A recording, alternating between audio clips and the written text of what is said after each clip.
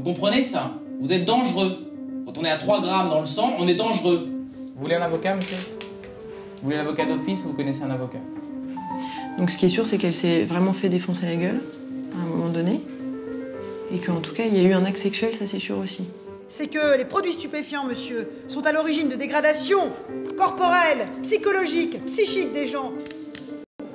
C'est pour savoir s'il pouvait avoir une cigarette, parce qu'il en manque. Apparemment, on lui a pas donné de Subutex depuis ce matin. La cigarette, on peut pas.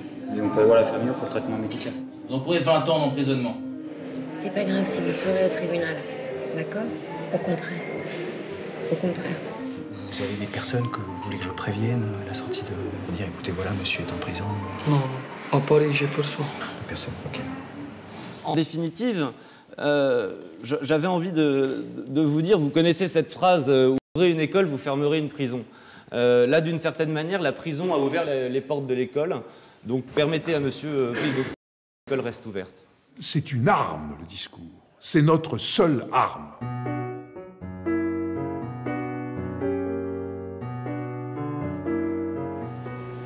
Pour un avocat, la parole est un outil de travail.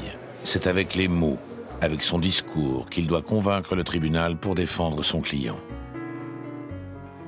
Depuis 1818, le barreau de Paris organise un concours d'éloquence. C'est la conférence du stage. Il s'agit de sélectionner les 12 meilleurs orateurs de l'année. Le concours est ouvert aux jeunes de moins de 35 ans, déjà en exercice. Vous êtes là pour vous faire plaisir. Chaque année, 150 candidats se présentent. Tous les mardis soirs, la bibliothèque de l'Ordre des avocats se transforme en ring, un ring où l'on combat avec des mots. Dehors! Tout s'est passé très vite, il n'a pas fait exprès. Il ne voulait pas qu'elle meure, il a juste lancé le couteau, il ne pensait pas... Les coups permettent de réels échanges entre le gardé à vue et la police. Celles qui permettent une vraie découverte de l'autre. Parce que je pue! Je pue la poisse, je sointe l'angoisse, j'empeste la mort de mon âme. Hier soir, j'ai senti mon esprit vagabonder. Aurélie en est à sa 4e tentative. L'année dernière, elle a été classée 13e d'un concours qui ne compte que 12 élus. Sabrina, elle, se présente pour la première fois. En revanche, il est un... Toutes les deux rêvent de passer de l'autre côté de la barre et de devenir membre du jury composé des 12 vainqueurs de l'année précédente. On les appelle les secrétaires de la conférence du stage. Mais la défense n'a pas dit son dernier mot.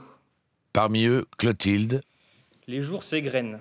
Ambroise La fin du procès approche. et Trop Laure. vite. Faut mourir. C'est à eux que revient la lourde tâche d'organiser le concours et de perpétuer la tradition. De légitime courage. Elle va se prendre au jeu. Ce garçon lui plaît, elle... Les élus forment une caste, l'aristocratie de la profession. Mauvaise.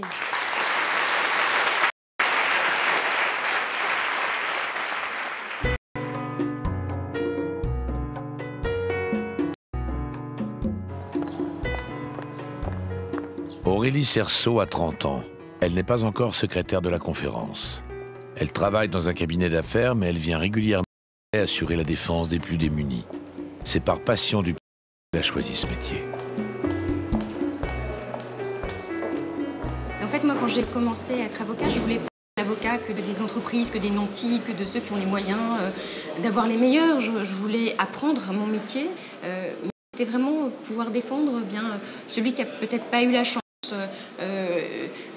de bien se débrouiller dans la vie, qui n'a pas eu la chance d'être aidé, d'être épaulé. Alors j'espère que parce que je lui parle, parce que parfois quand on a une relaxe, on a une bonne décision, eh bien ça lui donne envie peut-être d'éviter de refaire ce qu'il a commis.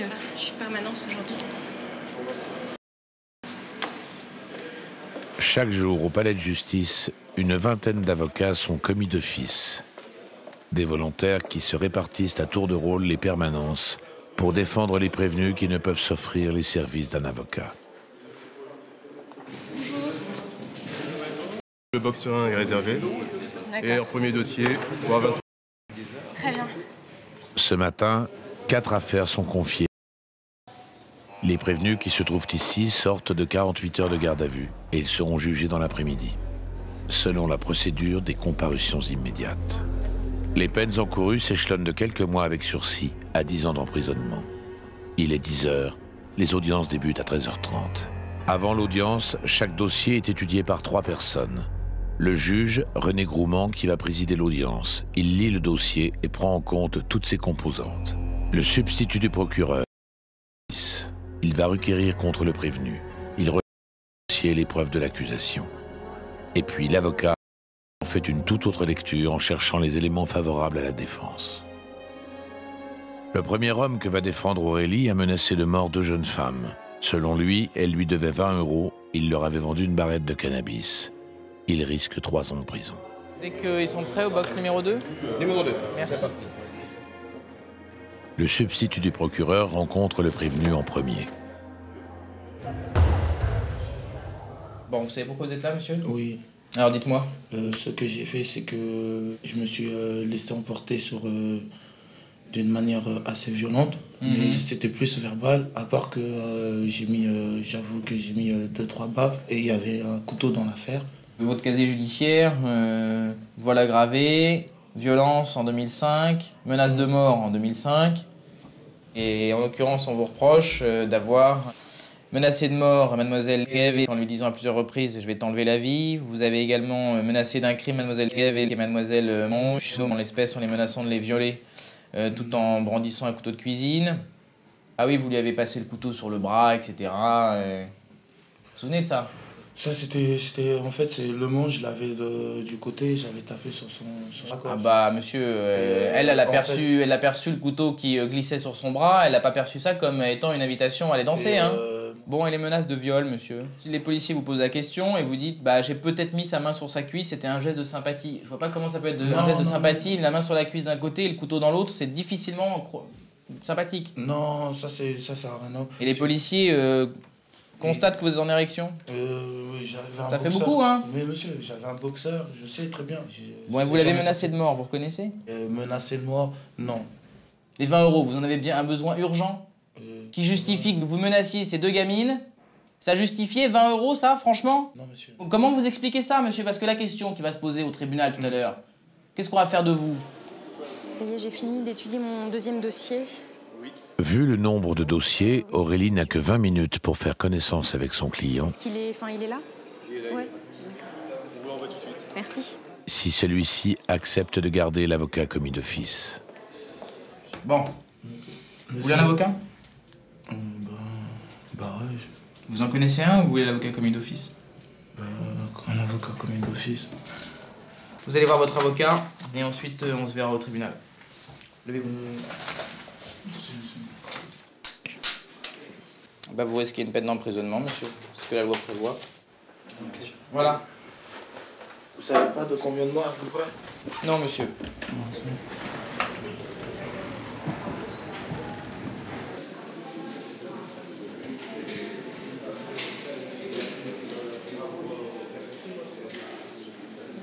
Il n'a pas encore vu son avocat, donc la sincérité qu'il va avoir devant moi, elle a à mon sens plus de valeur que celle qui vient après l'entretien avec l'avocat, qui lui aura peut-être expliqué un certain nombre de choses sur l'intérêt qu'il aurait à dire de la vérité. Moi, j'essaye de le mettre face à sa responsabilité, principalement. Voilà dans quel cadre je me situe. Mettre les gens face à leurs responsabilités personnelles et puis à leurs responsabilités pénales, c'est-à-dire au risque qu'ils encourent judiciairement.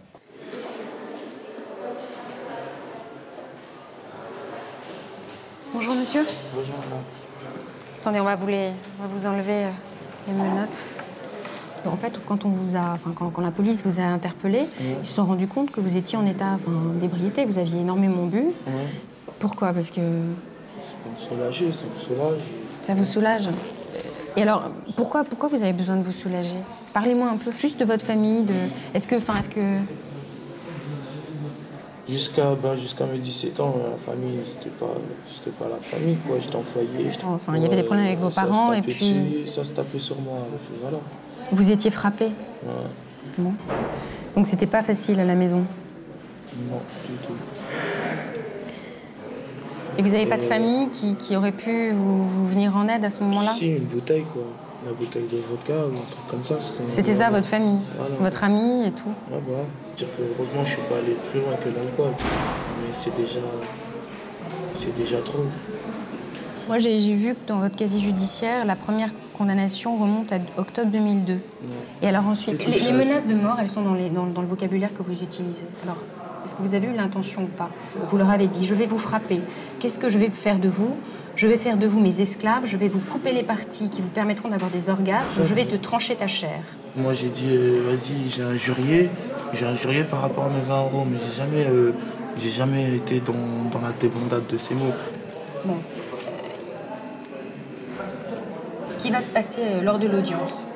Donc le procureur va requérir, moi je vais plaider. De toute façon, je pense qu'il requérera l'emprisonnement. Parce que les faits sont graves, parce que...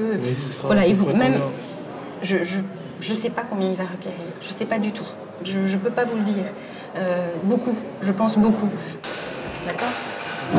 Attendez. Merci, bon courage, attendez, on va venir vous chercher.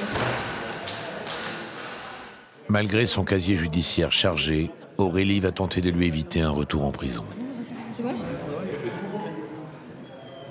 Moi, je pense que quand on est avocat, on doit tout défendre, on peut défendre n'importe qui. Ensuite, si on n'est pas capable de le faire, il me semble que, justement, on a une clause de conscience qui nous permet de dire non et de refuser. Moi, il me semble, j'ai fait ce métier-là pour défendre tout le monde. Alors ensuite, chacun a une personnalité particulière. On peut retrouver chez le pire des criminels des éléments particuliers, que ce soit dans sa vie, dans son enfance, dans ses rapports avec les gens. Et voilà, trouver pourquoi il y a eu cette faille. Et puis le défendre le mieux qu'on peut. Et voilà, avec toute la vigueur qu'on peut. À chaque sonnerie qui retentit, un prévenu arrive du dépôt pour une comparution immédiate. C'est le service P12 du parquet qui en décide, en liaison 24 heures sur 24 avec les forces de police et de gendarmerie. Oui, hello. Oui, bonjour, monsieur Debaptiste, le temps Renault de l'PQ du 7e arrondissement. Je vous écoute. Je vous appelle pour une garde à vue en cours pour des violences conjugales en 2006. Vous tenez au courant la permanence criminelle, hein? De violences conjugales attestées par un certificat médical indiquant une ITT de 4 jours. C'est des braqueurs aussi, ça? Oui, hello. Monsieur Debaptiste? Oui. Oui, bonjour, commandant Cronat, deuxième DPJ à Paris. Oui. Je vous appelle donc pour l'interpellation de 2 individus avec 150 grammes de cocaïne. Combien il reste de procédures? Alors, ils sont interpellés dans quelles circonstances? Ils vont tous les deux dans une petite rue, donc... Au revoir, capitaine. Oui, je vous passe monsieur Debaptiste. Ça a été envoyé pour une expertise. Quittez pas une seconde, hein. Oui, mais c'était la permanence criminelle qu'il avait déjà eue. Et j'avais fait... Oui, ça se dégonfle. Alors voilà, là, vous êtes au cœur de la permanence téléphonique, le service de traitement en temps réel, où convergent tous les appels téléphoniques. Nous rendons compte des gardes à vue en cours. Nous recueillons les procédures qui nous arrivent des commissariats pour les personnes qui sont déférées, c'est-à-dire amenées au palais de justice sous escorte à l'issue de la garde à vue et qui vont être orientés soit vers une procédure d'information devant un juge d'instruction si ce sont des faits graves qui méritent des investigations, soit en comparution immédiate si l'affaire est en état d'être jugée et mérite également une réponse pénale immédiate, soit une convocation par le procureur à une date d'audience qui peut avoir lieu dans les 2 mois. Entendu. Ok, je vous passe le greffe. Merci. Une véritable gare de triage de la justice.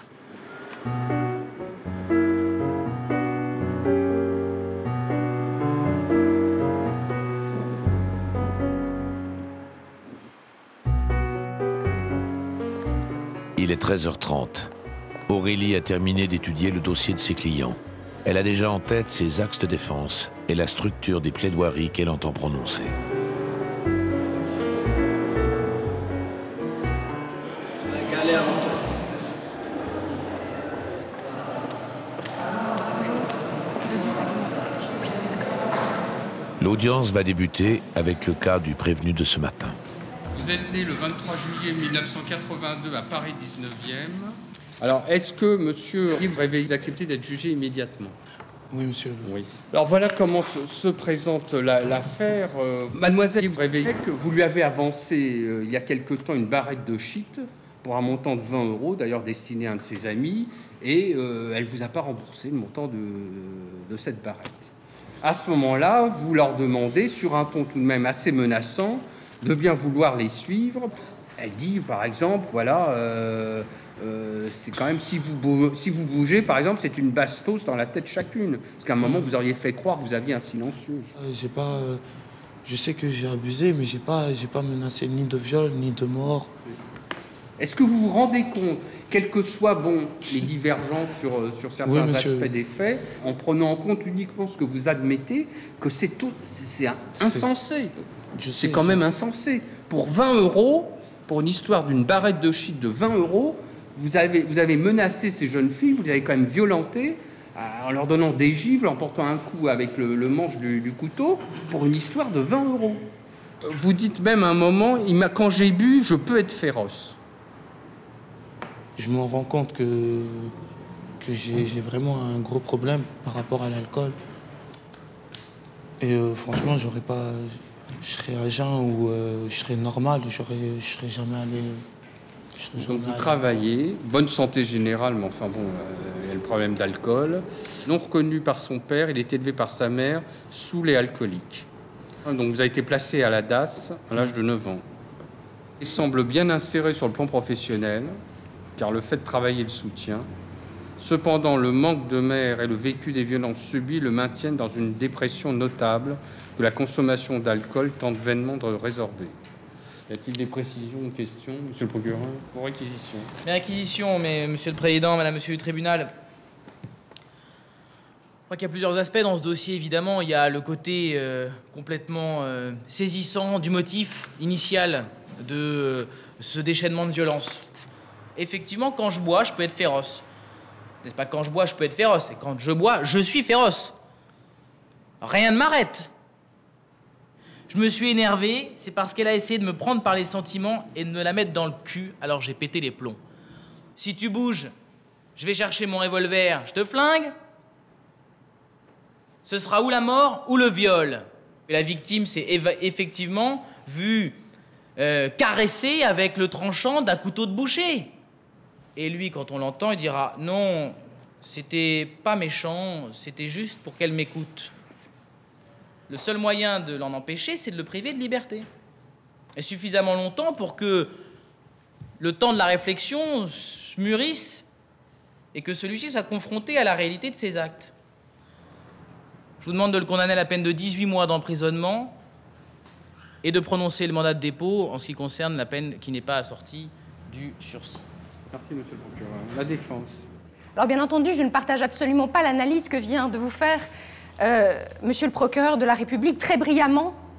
Effectivement, il faut préserver la tranquillité de ces deux jeunes filles, d'autres jeunes femmes, peut-être de son ancienne amie. Il faut préserver son travail. Comment faut-il faire?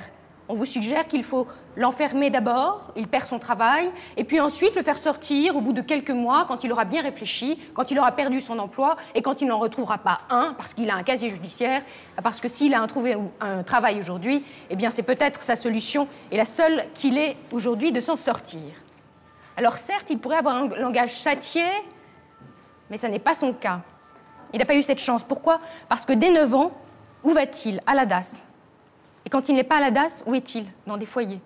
Et quand il n'est pas dans des foyers, où est-il? Dans des foyers de redressement. Et ainsi de suite jusqu'à sa majorité. Et quand il voit sa mère, que lui arrive-t-il? Il se fait frapper. On ne lui apprend pas à bien s'exprimer. On ne lui apprend pas à bien se comporter, non. On lui apprend tout l'inverse. Alors c'est vrai, pour 20 €. 20 €, qu'est-ce que c'est? Ça n'est rien. Ça serait pour 1000 ou pour beaucoup plus. Ça serait exactement la même chose, les mêmes faits. Il a honte. Il regrette. Alors pour toutes ces raisons, Monsieur le Président, pour lui permettre d'avoir la chance de ne pas recommencer et de s'insérer dans la société, je vous demanderai d'assortir sa condamnation à du sursis. Merci, maître. Jugement tout à l'heure après la suspension d'audience. Dossier numéro 6, monsieur... C'est fini. Aurélie a quelques secondes pour enchaîner avec sa deuxième affaire.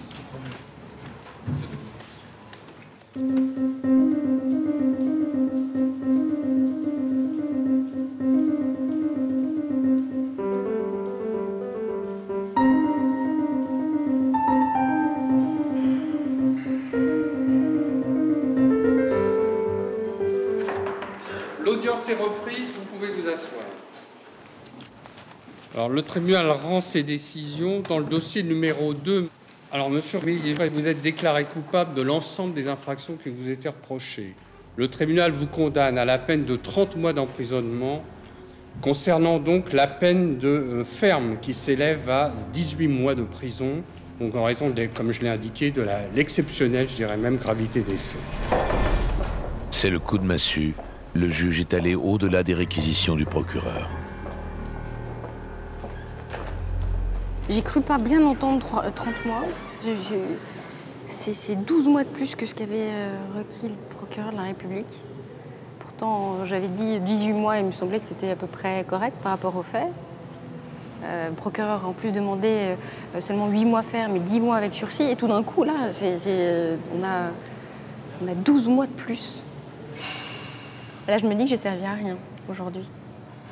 C'est assez terrible. Parfois, on a l'impression de servir à quelque chose. Puis là, c'est décevant. Mais c'est pour ça qu'il faut que tout soit changé, tout soit rénové, pour que vraiment il y ait des droits de la défense. Parce que là, tout d'un coup, on nous dit ça suffit finalement, voilà, votre journée est terminée, vos comparutions immédiates sont terminées. Alors qu'en fait, non, c'est pas terminé. Il faudrait qu'on puisse continuer, qu'on puisse aller les voir, qu'on puisse leur expliquer pourquoi on laisse les choses telles que ça. Aurélie est déçue. Elle doute de ses capacités et même de son métier. Parfois, après des journées comme celle-ci, lui prend l'envie de raccrocher la robe.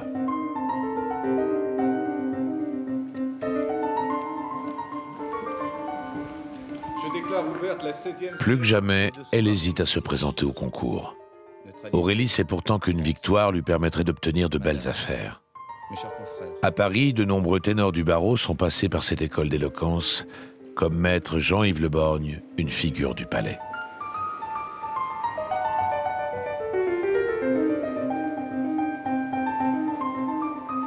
Le barreau de Paris est une sorte de monstre rassemblant 20 000 avocats, dont une large part de jeunes avocats, et on peut avoir le légitime souci de se distinguer dans ce flot humain. C'est une sorte de promotion selon le vieux critère démocratique du concours et du jugement par les pairs.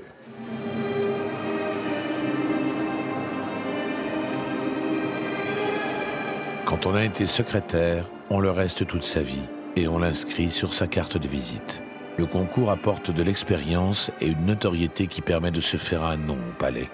Et le droit d'être convié au bal du bâtonnier, signe que l'on est un avocat qui compte.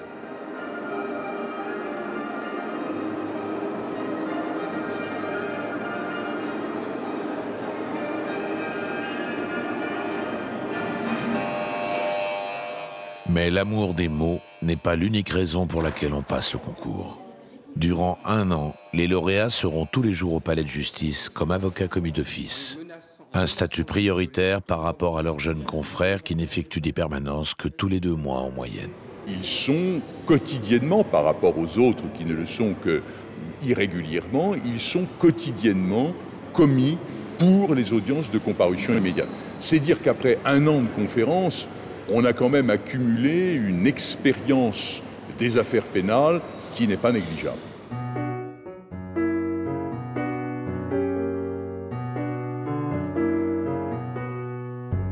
Faire valoir leurs droits et dénoncer la discrimination. Clotilde a passé le concours et elle a été élue dès sa première tentative.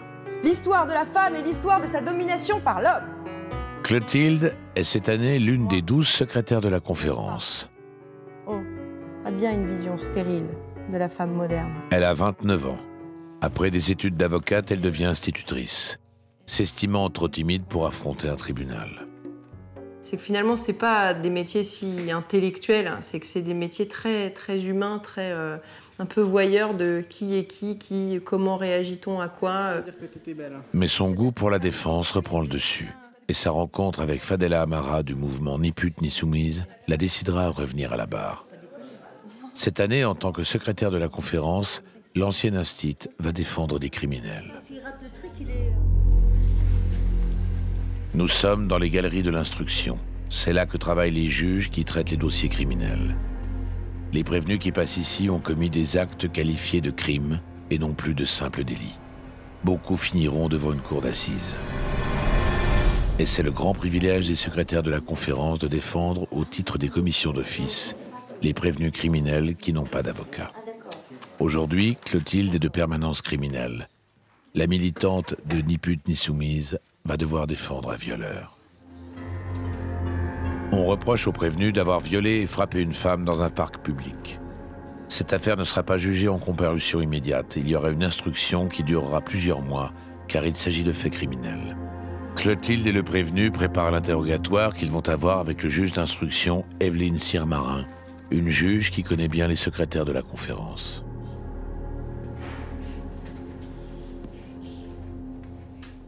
Je trouve que c'est quand même intéressant de voir qu'ils sont très jeunes, d'abord, tous, et eux ne s'occupent que des affaires criminelles.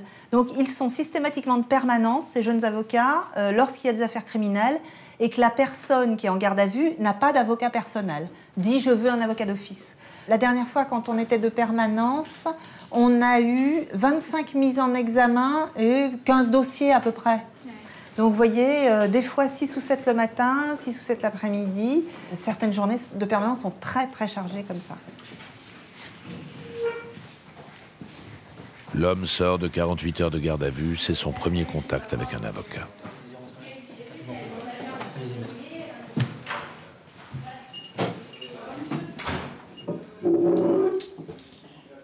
Vous savez pourquoi vous êtes là.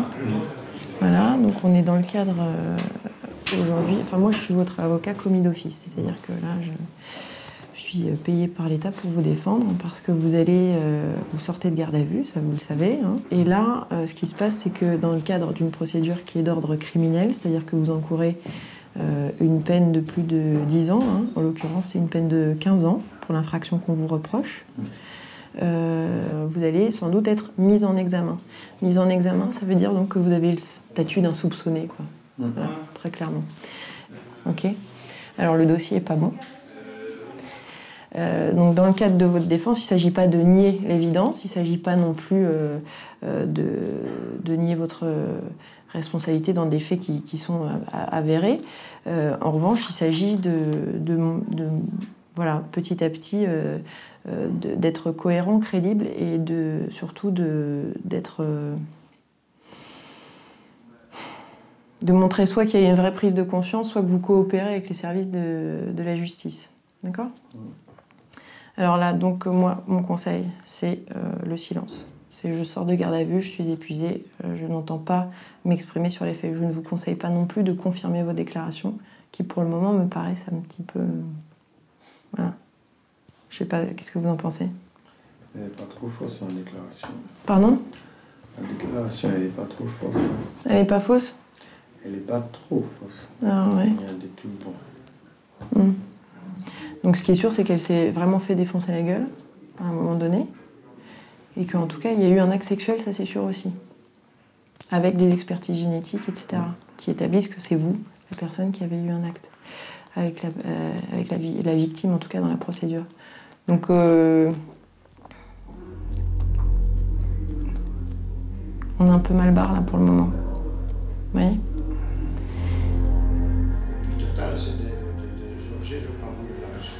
Ce que je vous disais, on va passer devant le juge d'instruction pour, je le répète, un interrogatoire de première comparution. J'ai discuté un petit peu avec le juge pour lui expliquer comment est-ce que moi je voyais les choses. Ça fait 2 jours que vous êtes en garde à vue, on ne va pas s'étendre sur les faits, ok ? Donc, elle va simplement poser 2-3 questions pour savoir un petit peu comment ça s'est passé, et puis ensuite, on signe le papier, ok ? Ok. Bon, vous avez des questions ? Non. Ça va ? Non. Bon, écoutez, voilà. Merci. Je suis là pour vous aider, de toute façon. Ok ? Je vais dire au juge qu'on va peut-être y aller. Okay. De toute façon, on va peut-être y aller. Je sais pas, moi ce que je vous demande, c'est comment se fait-il qu'elle a la gueule fracturée, qu'on retrouve son string déchiré, qu'il y a vos traces de sperme, hein, ça c'est indéniable, c'est scientifiquement reconnu. C'est pour ça, faites gaffe à ce que vous dites, hein. Parce que, je vous le dis, soit... Parce que je vous dis pas d'avouer ce que vous n'avez pas fait, hein. Je suis pas là pour dire ça. Déchiré, il n'y a pas eu ça. Là aussi, je suis obligée de vous dire les choses telles qu'elles se présentent et d'être honnête avec vous, hein, parce que je ne veux pas vous raconter des conneries. Il y a de grandes chances pour que vous dormiez en prison ce soir. C'est pas qu'une bonne chance, ça, c'est sûr. Voilà. Enfin, c'est sûr. Hein, je veux dire, moi, si je décidais que c'était sûr à chaque fois, je ne ferais plus rien. Mais Il y a de grandes chances pour que vous dormiez en prison ce soir. Voilà.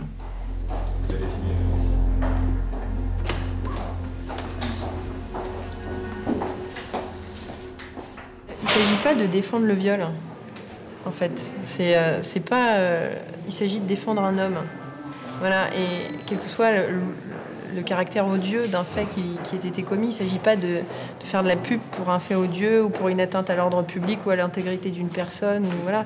Il s'agit juste de parler pour un homme quel qu'il soit. Parce qu'un homme quel qu'il soit, il a un passé, il a un vécu. Il n'a pas des excuses, c'est pas une victime, c'est pas une défense odieuse, ni de négationniste, ni de... Voilà, mais c'est parler pour un homme. Et à partir du moment où il y a un ministère public, moi je suis pour les droits de la défense, quoi. Voilà, alors soit il est innocent, et je suis bien contente de pouvoir essayer de mettre en relief cette innocence, soit il ne l'est pas, et de toute façon je suis toujours prête à parler de l'humanité de quelqu'un, parce que finalement, même dans un monstre, eh ben, on peut s'y retrouver. Après l'entretien de l'avocat avec son client, c'est l'interrogatoire de première comparution avec le juge d'instruction. Bonjour monsieur. Dites-moi monsieur, vous acceptez d'être filmé, c'est sûr? Monsieur Joly, j'accepte expressément que mon entrée dans votre cabinet soit filmée. Il vaut peut-être mieux le mettre. Le réquisitoire du procureur que j'ai sous les yeux, là, que vous avez vu d'ailleurs, me demande de vous mettre en examen pour vol avec violence et viol. Est-ce qu'aujourd'hui, vous acceptez de répondre à mes questions? Est-ce que vous préférez ne rien dire compte tenu du fait que vous avez passé 2 jours en garde à vue? Vous préférez peut-être réfléchir avant de répondre à un juge? Ou alors, vous avez aussi le droit de me parler sans que moi, je vous pose de questions. Alors, qu'est-ce que vous allez faire aujourd'hui? Je peux aller la prochaine fois. La prochaine fois, vous répondrez à mes questions. Aujourd'hui, vous ne dites rien. Okay. Le prévenu a décidé de suivre le conseil de Clotilde et de ne pas répondre aux questions du juge. Ça, c'est les actes les plus urgents. Donc, ce qui va prendre du temps, c'est que je vais faire sur vous une enquête psychiatrique, une expertise psychologique et une enquête de personnalité. Parce que, compte tenu de ce qui vous est reproché, un viol, c'est quand même quelque chose de très grave. Et donc, je vais demander au juge des libertés, qui est le juge qui est chargé de mettre les gens ou pas en détention, d'éventuellement vous mettre en détention provisoire en attendant que l'instruction continue. Le juge des libertés confirmera la décision du juge d'instruction. Ce soir, le prévenu dormira à la prison de Fleury-Mérogis. Il pourra y rester pendant toute l'instruction qui peut durer jusqu'à 18 mois. Dans le cas du dossier que j'ai commencé à instruire ce matin, le viol et le vol avec violence, il n'y avait pas de doute sur la mise en examen. Pour l'instant, il n'y a pas de doute sur la détention provisoire parce que j'ai vraiment peur que la personne aille revoir la victime et fasse des pressions, y compris physiques, sur elle. En revanche, il y aura certainement un doute sur est-ce qu'on va le laisser en détention provisoire tout le long de l'instruction. À un moment donné, la question va se poser de savoir si est-ce qu'il faut qu'il apparaisse détenu ou pas à son jugement. Mais j'ai souvent des dossiers où j'ai des doutes. Hein. J'en ai. Clotilde suivra ce dossier qui lui permettra de plaider pour la première fois aux assises. Mais sa permanence n'est pas terminée. Je vais demander au greffier parce qu'il faut que j'aille à l'hôpital en face pour un IPC et un... Oui, je veux bien, merci. Clotilde va traverser le boulevard du Palais pour aller en face, à l'hôpital de l'Hôtel-Dieu. Elle y retrouvera un juge d'instruction pour un IPC, un interrogatoire de première comparution.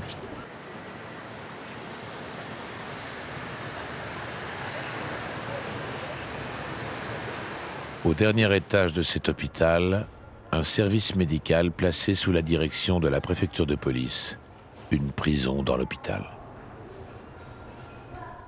Le docteur Kestel est un des médecins responsables du service des urgences médico-judiciaires.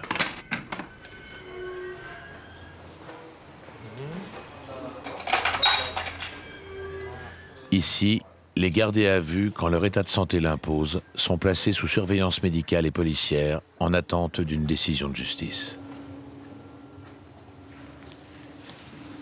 Bonjour monsieur. faut mettre votre masque, monsieur, quand le médecin rentre. On s'est vu hier au commissariat. Le docteur Kestel vient ausculter un prévenu tuberculeux accusé de violence sur sa concubine enceinte. Ça râle pas mal au niveau de vos poumons, hein? Ah ouais? Ouais. Comme il est contagieux, il n'a pas pu passer devant le tribunal lors des comparutions immédiates de l'après-midi. C'est donc le tribunal qui va venir à lui. Je pense que vous devez attendre le juge, peut-être. Je vais... Ah si, il se déplace. Je vais aller voir. Hein. Pour nous, il s'agit de patients, bien entendu, qui ont un statut particulier dans la mesure où, parallèlement aux soins médicaux, il existe une situation judiciaire particulière qu'on doit prendre en compte. Donc nous sommes tenus d'accompagner, je dirais, le patient au cours de sa procédure, tout en lui assurant les soins que son état nécessite. Après les soins, place au juge des libertés et de la détention. Bien, alors, il vous est reproché d'avoir exercé des violences sur la personne de Leila Berki. Cette femme-là, monsieur le juge, ça fait 9 ans que je la connais. Quand je la connais, elle traîne dans la rue. Elle fait des choses... Ça ne justifie pas, monsieur, des violences.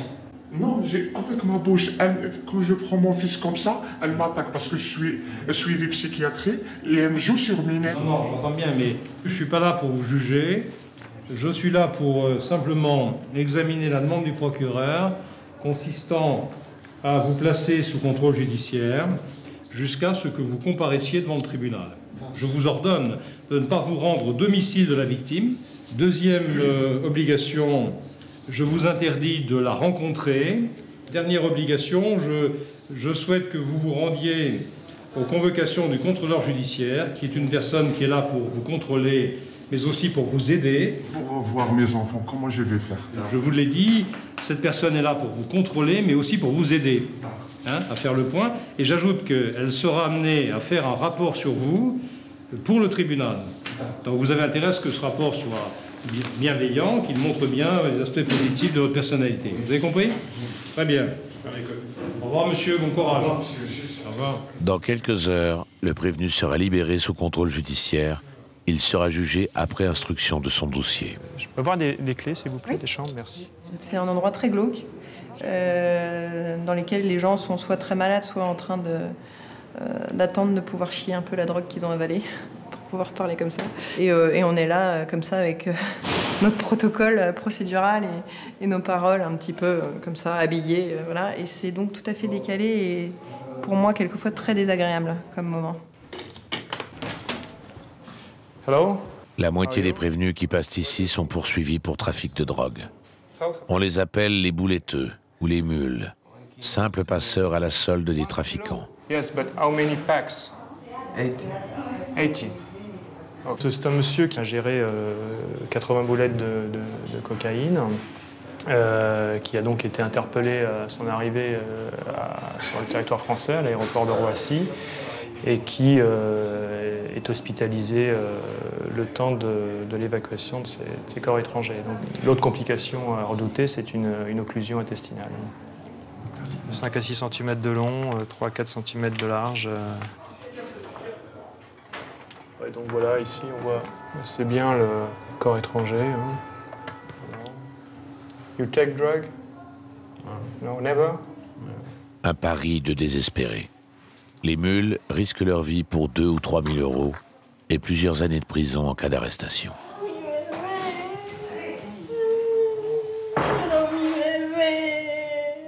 Cynthia, jeune paraguayenne, a été arrêtée à Roissy il y a quelques heures. Elle réclame son bébé et malheureusement, souvent, les porteurs de boulettes qui viennent ont des enfants en bas âge. Ils sont dans des situations très précaires et ils ne savent pas non plus souvent ce qu'ils transportent. Et alors souvent, ils craquent ici parce qu'ils comprennent la situation. Quand ils sont devant le juge, quand ils ont leur avocat, ils comprennent vraiment ce qui va se passer, qu'ils vont aller en prison et réalisent donc ici. Alors nous, on est confrontés à ça. Allez, señorita, tournez-vous. Même pour la serrure tout à l'heure. Bonne mémoire, c'est parti. Cynthia a avalé 12 boulettes de cocaïne. Si une seule d'entre elles se perce, elle risque la mort par overdose. On l'emmène à la radio pour vérifier combien de drogue il lui reste dans l'estomac. Depuis son arrestation, Cynthia est en état de choc. Vous allez tendre les jambes, s'il vous plaît. Tendez les jambes pour remonter le cale-pied. Voilà.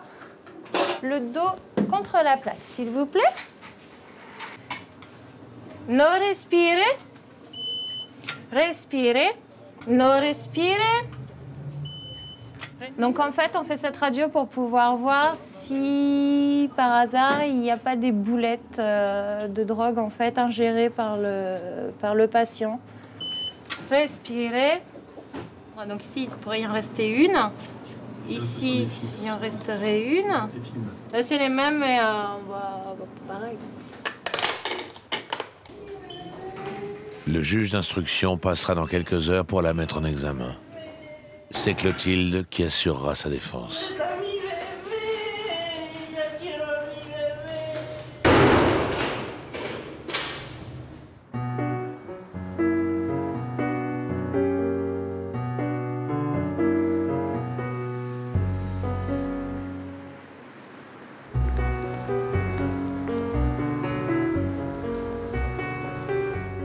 L'amour est-il un jeu de hasard? Peut-on quitter la cité? Les dessous de Marianne sont-ils chics? Ou bien faut-il la mettre en veilleuse? Savoir argumenter sur n'importe quel thème pour défendre les causes les plus indéfendables, tel est le principe du concours. Clotilde en a terminé pour aujourd'hui avec les urgences pénales, mais sa journée se poursuit. Comme tous les mardis soirs, le jury de la conférence auditionne des candidats au concours. Aujourd'hui, Laure, première de sa promotion, est chargée d'organiser la séance. Notre 12e, qui est un poste prestigieux. Ce soir, Simone Veil, ancien ministre et rescapé des camps de la mort, présidera la séance. Delphine Jaffard. Bonsoir Madame le ministre, très honoré. Promotion, Benoît Madame. Cognot. Bonsoir Madame, Ambroise Guillard. Benoît, tu peux prévenir, je vais prévenir Monsieur le bâtonnier. Et on a 5 candidats ce soir, alors qu'en général, en début de concours, on a 1, 2, 3 candidats. Donc je pense qu'ils ont été motivés par votre présence. Ce soir, c'est une séance de la conférence du stage comme elle se déroule par principe. Nous avons 5 candidats qui vont passer sur 2 sujets. Y a-t-il un droit à l'oubli et faut-il la mettre en veilleuse? Ce sont donc des sujets que nous avons choisi de traiter en rapport avec notre invitée d'aujourd'hui qui est Madame Simone Veil. Donc ce sera une séance particulièrement prestigieuse pour nous tous et peut-être pour moi, tellement je suis heureuse de recevoir Simone Veil aujourd'hui.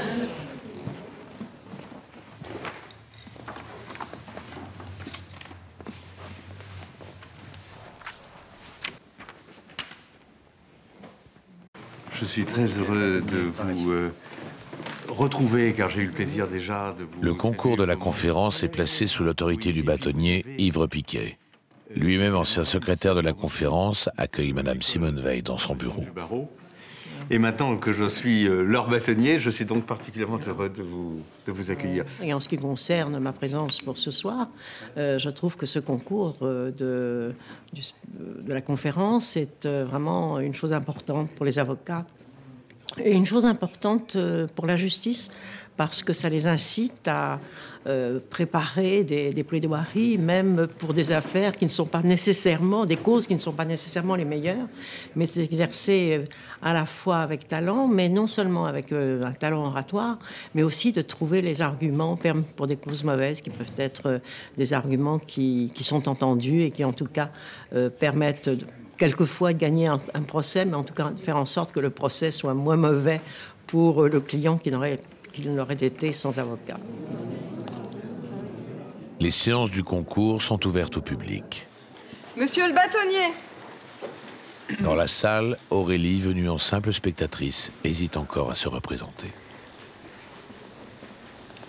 En fait, je suis là ce soir parce que je voulais me remettre en fait la musicalité de la conférence dans l'oreille, puisque je l'ai un peu perdue. J'y suis pas allée depuis plusieurs mois parce que ça fait très longtemps que je la passe, la conférence. Ça fait longtemps que j'arrive jusqu'au 3e tour et puis j'avais envie en fait de plus rien entendre, de plus voir personne et voilà, sentir un peu le tout parce que c'est assez difficile en fait de refaire la démarche, de le repasser une nouvelle fois. Vous avez la parole. Y a-t-il un droit à l'oubli ? Le concept d'oubli est un concept fondamental pour l'homme, mais c'est un concept qu'on ne maîtrise pas, ni celui même de la mémoire. Le droit à l'oubli, c'est notre mort. Oublier qui l'on est, c'est au fond oublier son humanité. Non, il ne peut pas. Il ne doit pas y avoir de droit à l'oubli. Surtout quand il s'agit du plus grand crime qui ait été commis dans l'humanité, la Shoah. Après les candidats, l'organisateur de la séance reprend les thèmes du jour pour clôturer la soirée. J'ai le corps plein de souvenirs qui ne peuvent plus se dire. J'ai le corps plein de souvenirs trop confus pour parvenir à sortir. J'ai la maladie de l'oubli. Si c'est un droit, l'oubli, alors sortez-le de moi, je n'en veux pas. Vous dites qu'il le faut pour que plus jamais ça.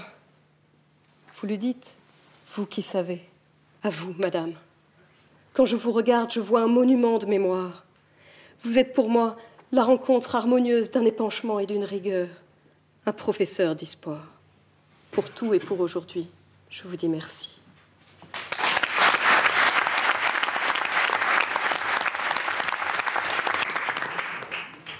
Depuis que vous vous êtes exprimée, madame, nous ne sommes plus dans le jeu. Y a-t-il un droit à l'oubli? Mais ce droit à l'oubli, vous l'avez transformé. Ce n'est plus le droit à l'oubli de la collectivité. Ce n'est plus le droit à l'oubli du coupable. Ce n'est plus le droit à l'oubli de celui qui a été condamné. C'est le droit à l'oubli de celui qui a été ou de celle qui a été la victime. Ce que l'on demande, ce que l'on souhaite, c'est que le monde n'oublie pas. Ce que l'on souhaite, c'est que ça porte une leçon pour le monde. Mais non pas que chacun se retrouve indéfiniment à se sentir comme une victime et à le transmettre de génération en génération.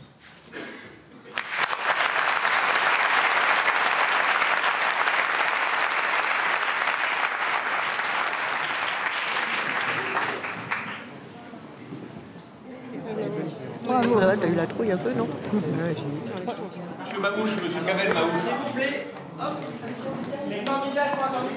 Après les discours, les délibérations, les 12 secrétaires vont décider entre eux dans le plus grand secret de la qualité des orateurs. Sur les 150 candidats du premier tour, il n'y aura que 36 admis pour le deuxième tour. C'est hors champ.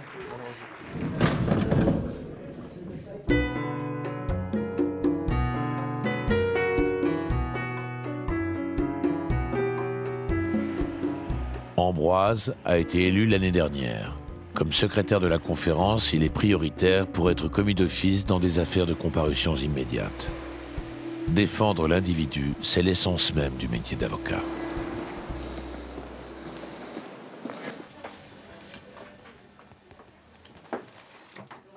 Voici le juge Didier Ducoudray. Il doit lire 15 dossiers avant l'audience. Non. Attendez. Vous avez vu ces deux-là? Ces deux-là, je les ai vus. Alors celui-là, c'est pas moi qui vais le plaider. Celui-là, c'est moi. Il est vu. J'en ai Voilà. Un collègue en a encore, j'en ai pris. Très bien. On va s'organiser.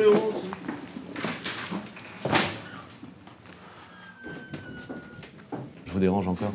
Est-ce que je pourrais voir le dossier de monsieur Fézinouf? Ou est-ce que vous êtes en train de... C'est monsieur Ducoudray qui l'a pris. Ah, d'accord. Le partage de la lecture entre les avocats, le juge et le procureur n'est pas toujours simple. Est-ce que je pourrais consulter de nouveau le dossier de monsieur Fézinouf? C'est un renvoi sur... Merci. Votre collègue est toujours à côté? Oui, tout à fait.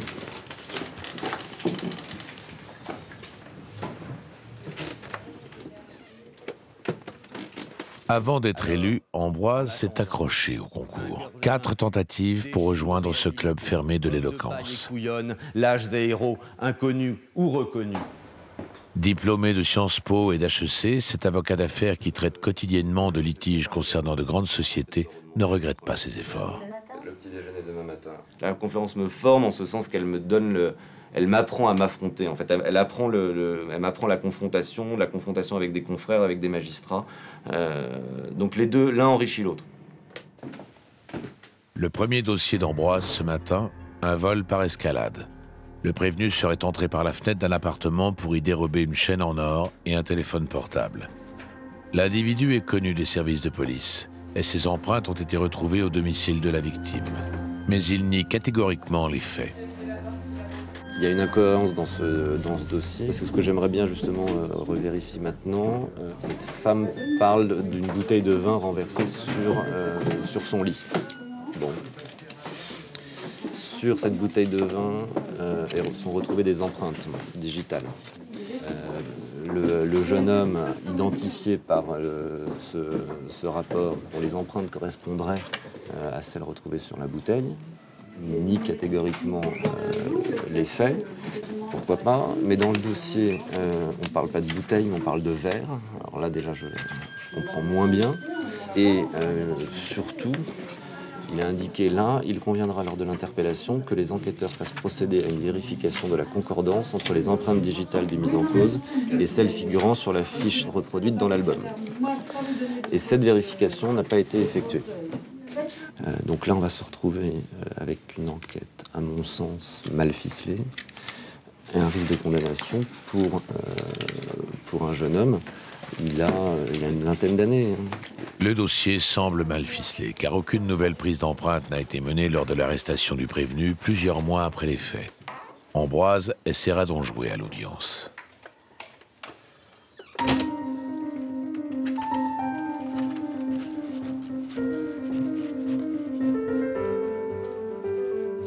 Et Ambroise a aussi un autre atout. Le prévenu suit un stage professionnel. Il lui reste moins d'1 heure pour en obtenir la preuve auprès du centre de formation. Il n'a rien. Alors, est-ce que vous pourriez m'en faire une attestation et me la faxer? Parce que, objectivement, ça me paraît important que je l'ai pour l'audience de tout à l'heure. Tout simplement, voilà, expliquer son parcours. La formation, un détail qui compte devant un tribunal. Ce que je sais, c'est que depuis 1 an, il a plus que changé. Enfin, c'est plus le même homme.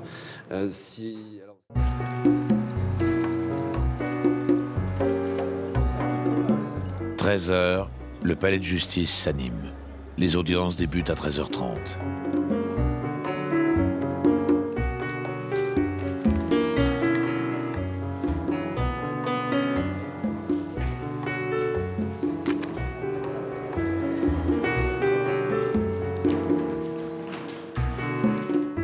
Le client d'Ambroise comparaît libre.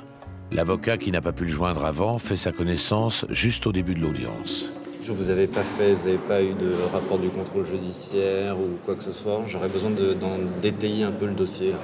Et puis, Ils ont à peine 5 minutes pour se mettre d'accord sur la stratégie de défense. Le tribunal, levez-vous s'il vous plaît.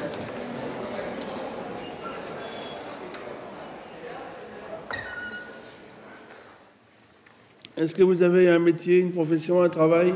Je prépare une formation magasinier cariste. Où ça? À Saint-Ouen. c'est le document que je vous ai donné tout à l'heure, Monsieur le Président, si je peux me permettre. Bien, vous êtes donc poursuivi pour avoir volé notamment une chaîne en or de marque Hermès, plusieurs bagues, dont une montée avec une améthyste, un téléphone portable Nokia. Alors, vous reconnaissez les faits ou vous les contestez? Je les conteste, je maintiens mes déclarations. Vous contestez? Oui. Alors, expliquez-moi comment il est possible qu'un individu habitant Paris, ayant vos empreintes, ait pu faire un cambriolage et laisser ses empreintes sur une bouteille dont le contenu a été vidé après cambriolage par escalade. Moi, je n'ai pas d'autres questions à vous poser. Il y a des faits, vous les contestez, on a cessé de poser la question, donc on ne vous torturera pas, mais ce qu'on veut savoir, c'est comprendre comment est-ce que vos empreintes se sont envolées de vos doigts pour aller vers la bouteille sans que ce soit vous qui les y ayez posées. Parce que même moi, je me suis posé des questions. Je me suis dit, comment se fait-il que mes empreintes se trouvent dans un cambriolage? Bah oui, mais c'est à vous de me donner la réponse, c'est pas à moi. Alors je vais lire le rapport de l'IJ. Les traces, le décalque 1, c'est une trace papillaire digitale, apostillée A, et le décalque 2, c'est 2 traces papillaires d'origine digitale, apostillées B et C, correspondent à l'index gauche du nommé Félix Sédiba. Alors la dernière fois qu'on vous a arrêté et poursuivi, vous avez été soumis à une nouvelle prise d'empreinte. Je n'ai pas connaissance d'hypothèse où on puisse perdre ses empreintes et en avoir de nouvelles. On peut par contre se les dégrader. Il y a des gens qui se brûlent les doigts à l'acide ou qui se les brûlent tout court pour qu'il n'y ait plus d'empreintes. On vérifie. Donc les policiers font leur travail, font la comparaison, ce sont vos empreintes. Alors on revient à la question de départ, toujours sans torture, mais en étant raisonnable. Comment vos empreintes se retrouvent, 3 empreintes, hein, pas une, 3, sur une bouteille de vin, prélevée chez la dame, bu, et en tout cas répandue sur le lit de cette personne. Pourtant, alors on ne vous a pas coupé le pouce, on ne l'a pas transporté ailleurs, on n'a pas posé votre pouce, ça s'est vu aussi ça.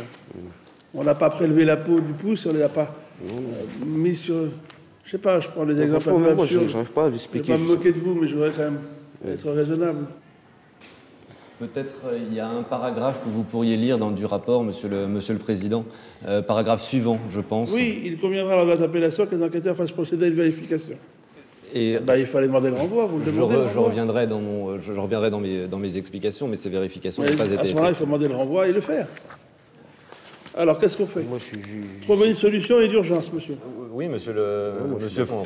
Si vous maintenez ces déclarations-là, effectivement, après, il faut assumer jusqu'au bout. C'est logique, hein, on va vérifier. Et donc, à on va renvoi... vous le demander. Moi, j'estime que le tribunal est suffisamment informé. Alors, si vous voulez quelque chose, c'est vous qui le demandez. C'est pas à moi de le faire. Monsieur Font. Je suis d'accord. Alors, à ce moment-là, pour monsieur Font, je sollicite effectivement un renvoi pour complément d'information et vérification de ces empreintes. Donc, monsieur, vous redonnerez vos empreintes des 2 mains, donc digitales et palmaires, et les policiers referont la comparaison et nous diront si ce sont bien vos empreintes qui sont sur la bouteille ou pas. D'accord. Mais vous savez ce qui vous attend si ce sont les mêmes empreintes et si la réponse est positive. Hein. On a pris un sacré risque là. Hein.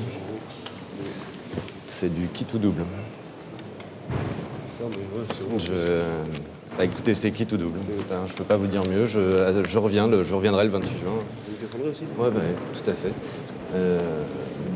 Bien sûr. Là, pour le coup, j'assume avec vous. On fait le pari, mais j'aimerais bien qu'il se retourne pas contre moi. Vous assumez vos responsabilités, mais j'aimerais... Voilà. J'espère qu'on a eu raison, là. Bon, j'attends de vos nouvelles, alors. Merci, je vous en prie.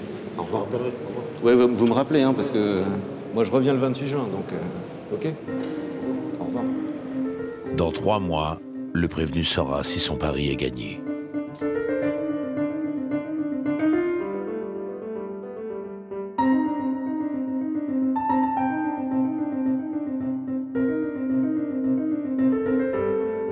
Je suis pas forcément en train de vous dire dites quelque chose que vous n'avez pas fait. Si vous l'avez pas fait, bah dites que vous l'avez pas fait.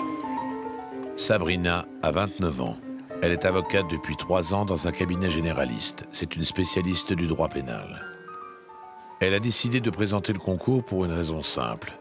Comme elle, 1200 avocats sont volontaires pour assurer les commissions d'office à Paris. Ils sont nommés à tour de rôle une journée tous les 2 mois en moyenne. Ceux qui gagnent le concours plaident pratiquement tous les jours. Un privilège pas toujours bien vu par les autres avocats. Le prévenu que défend Sabrina aujourd'hui est accusé avec 2 complices de racket et d'extorsion de fonds sur des clients de prostituées. Son casier judiciaire est chargé. Il encourt 7 ans de prison. L'audience aura lieu dans 3 heures. Elle sera présidée par René Groumont. Abdel Mahi, substitut du procureur, indique au prévenu les charges qui pèsent contre lui. Sur les faits qu'on vous reproche, monsieur, vous avez été entendu par les policiers, interpellé, placé en garde à vue, entendu. Qu'est-ce que vous reconnaissez exactement comme fait? Moi, je reconnais d'avoir poussé la victime. Que faisait la victime dans le bâtiment, monsieur? Elle était en train de faire l'amour avec une prostituée. Oui, et alors? Et ensuite, vous avez fait quoi, monsieur? Après, ensuite, moi, je suis venu, j'ai dit on est arrivé, on a dit à la personne de sortir. Elle voulait pas sortir. On l'a fait sortir, il a crié. Et il y a un de mes copains aussi qui a demandé une taxe de, je sais pas si c'était 5 euros. Une taxe de 5 euros? Pourquoi, monsieur, une taxe? Comment? Pourquoi une taxe de 5 euros? Non, parce que nous, on a marre de voir des prostituées qui viennent dans les bâtiments des gens qui vont faire l'amour et... Donc vous arrogez le droit de réclamer une taxe aux clients des prostituées, c'est ça? Non, on m'a pas dit ça. Mais c'est juste parce que mon copain, il avait pas de quoi manger, tout ça, il lui a demandé si... Ça vous paraît normal de faire ça, monsieur? Non, ça me paraît pas normal. Moi, j'étais juste bousculer la personne, je vais pas demander d'argent. Mais ça vous paraît normal, monsieur, de bousculer une victime qui n'a rien fait? Moi, j'ai pas frappé en tout cas. Oui. Moi, mais vous êtes enfui après, monsieur. Comment? Vous êtes enfui après. Non, je me suis pas enfui.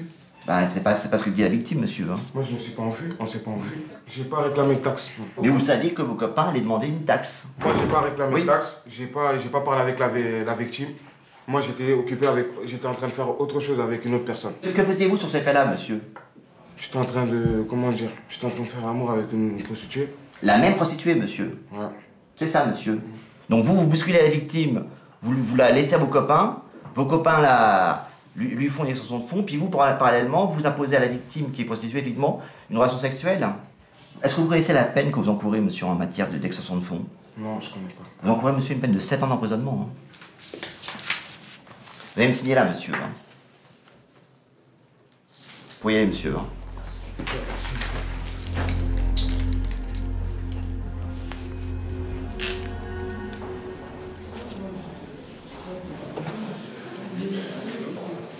Bonjour, vous pouvez le... Oui, s'il vous plaît. Alors, donc, vous savez que j'ai été commise d'office dans ce dossier pour assurer la défense de vos intérêts. Hein? Alors, racontez-moi ce qui s'est passé ce jour-là. Bon, j'étais avec mon collègue là. On a vu une prostituée et un monsieur rentrer dans l'immeuble. On est rentré. On a vu la prostituée se faire pénétrer par le monsieur. On a dit au monsieur, dépêchez-vous. Le monsieur, il est sorti. Et il y a un ami à moi, comme quoi il a demandé 5 €. Après, le monsieur, il a crié. On est parti. Il y a un monsieur de la sécurité qu'on connaît qui habite dans... Donc vous dites que vous n'avez jamais réclamé de l'argent? Devant tous les témoins, ils savent que je n'ai pas réclamé d'argent. Voilà. Ok, alors je vous lis ce que dit la victime. J'ai vu le premier individu avoir des relations sexuelles avec la fille. Ils ont vu que je ne me laisserais pas faire, alors ils m'ont mis des coups de poing dans la figure. Les 2 autres, je me suis mis à crier. La fille est passée en courant vers le portail. Ils m'ont poursuivi. Les 3 individus m'ont donné des coups de poing et des coups de pied dans les jambes. Moi, j'ai mis aucun coup. Moi, il est venu vers moi, je l'ai bousculé.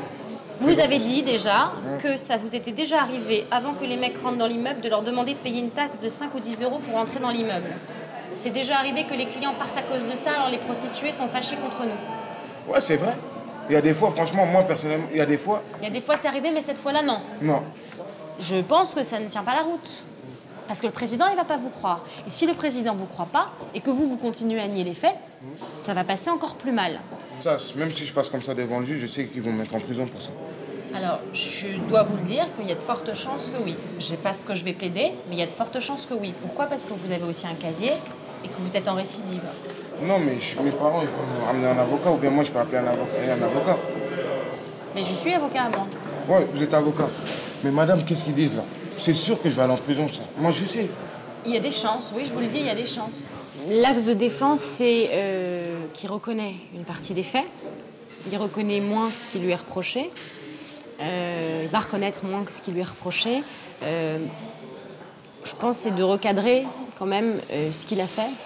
Hein, parce que comme il y a 2 autres prévenus dans ce dossier, qu'il y a une affaire de viol en parallèle, ça donne une mauvaise coloration au dossier. D'accord? Et on a le sentiment comme ça, quand on lit le dossier, de donner une gravité particulière à cette affaire. Donc je pense reconnaître que les faits sont graves, mais essayer de dire quand même qu'il ne faut pas lui imputer déjà les actes des 2 autres personnes dans ce dossier. Je ne m'étonnerait pas qu'il change de version plus ou moins à l'audience. Ça ne m'étonnerait pas, ça arrive souvent. C'est-à-dire entre la version que la personne vous donne devant vous et puis celle qui soutient au tribunal ne soit pas la même, ça arrive dans un cas comme dans l'autre, c'est-à-dire qu'ils ne reconnaissent pas les faits devant vous, qu'ils les reconnaissent au tribunal, ou inversement, qu'ils vous disent devant vous, oui, je l'ai fait. Après, c'est pas une question, peu importe, c'est qu'on prépare la défense en fonction de ça, et qu'après, sur le moment même, finalement, ils disent le contraire. Ouais, ça arrive souvent. C'est aussi ça, l'urgence des comparutions immédiates, c'est l'urgence, enfin, l'improvisation est aussi là-dedans. L'avocat ne peut rien tout seul. Si le client n'est pas bon, inutile d'espérer un résultat face au tribunal, et Sabrina va encore le vérifier. Le tribunal. L'audience est ouverte. Vous pouvez vous asseoir.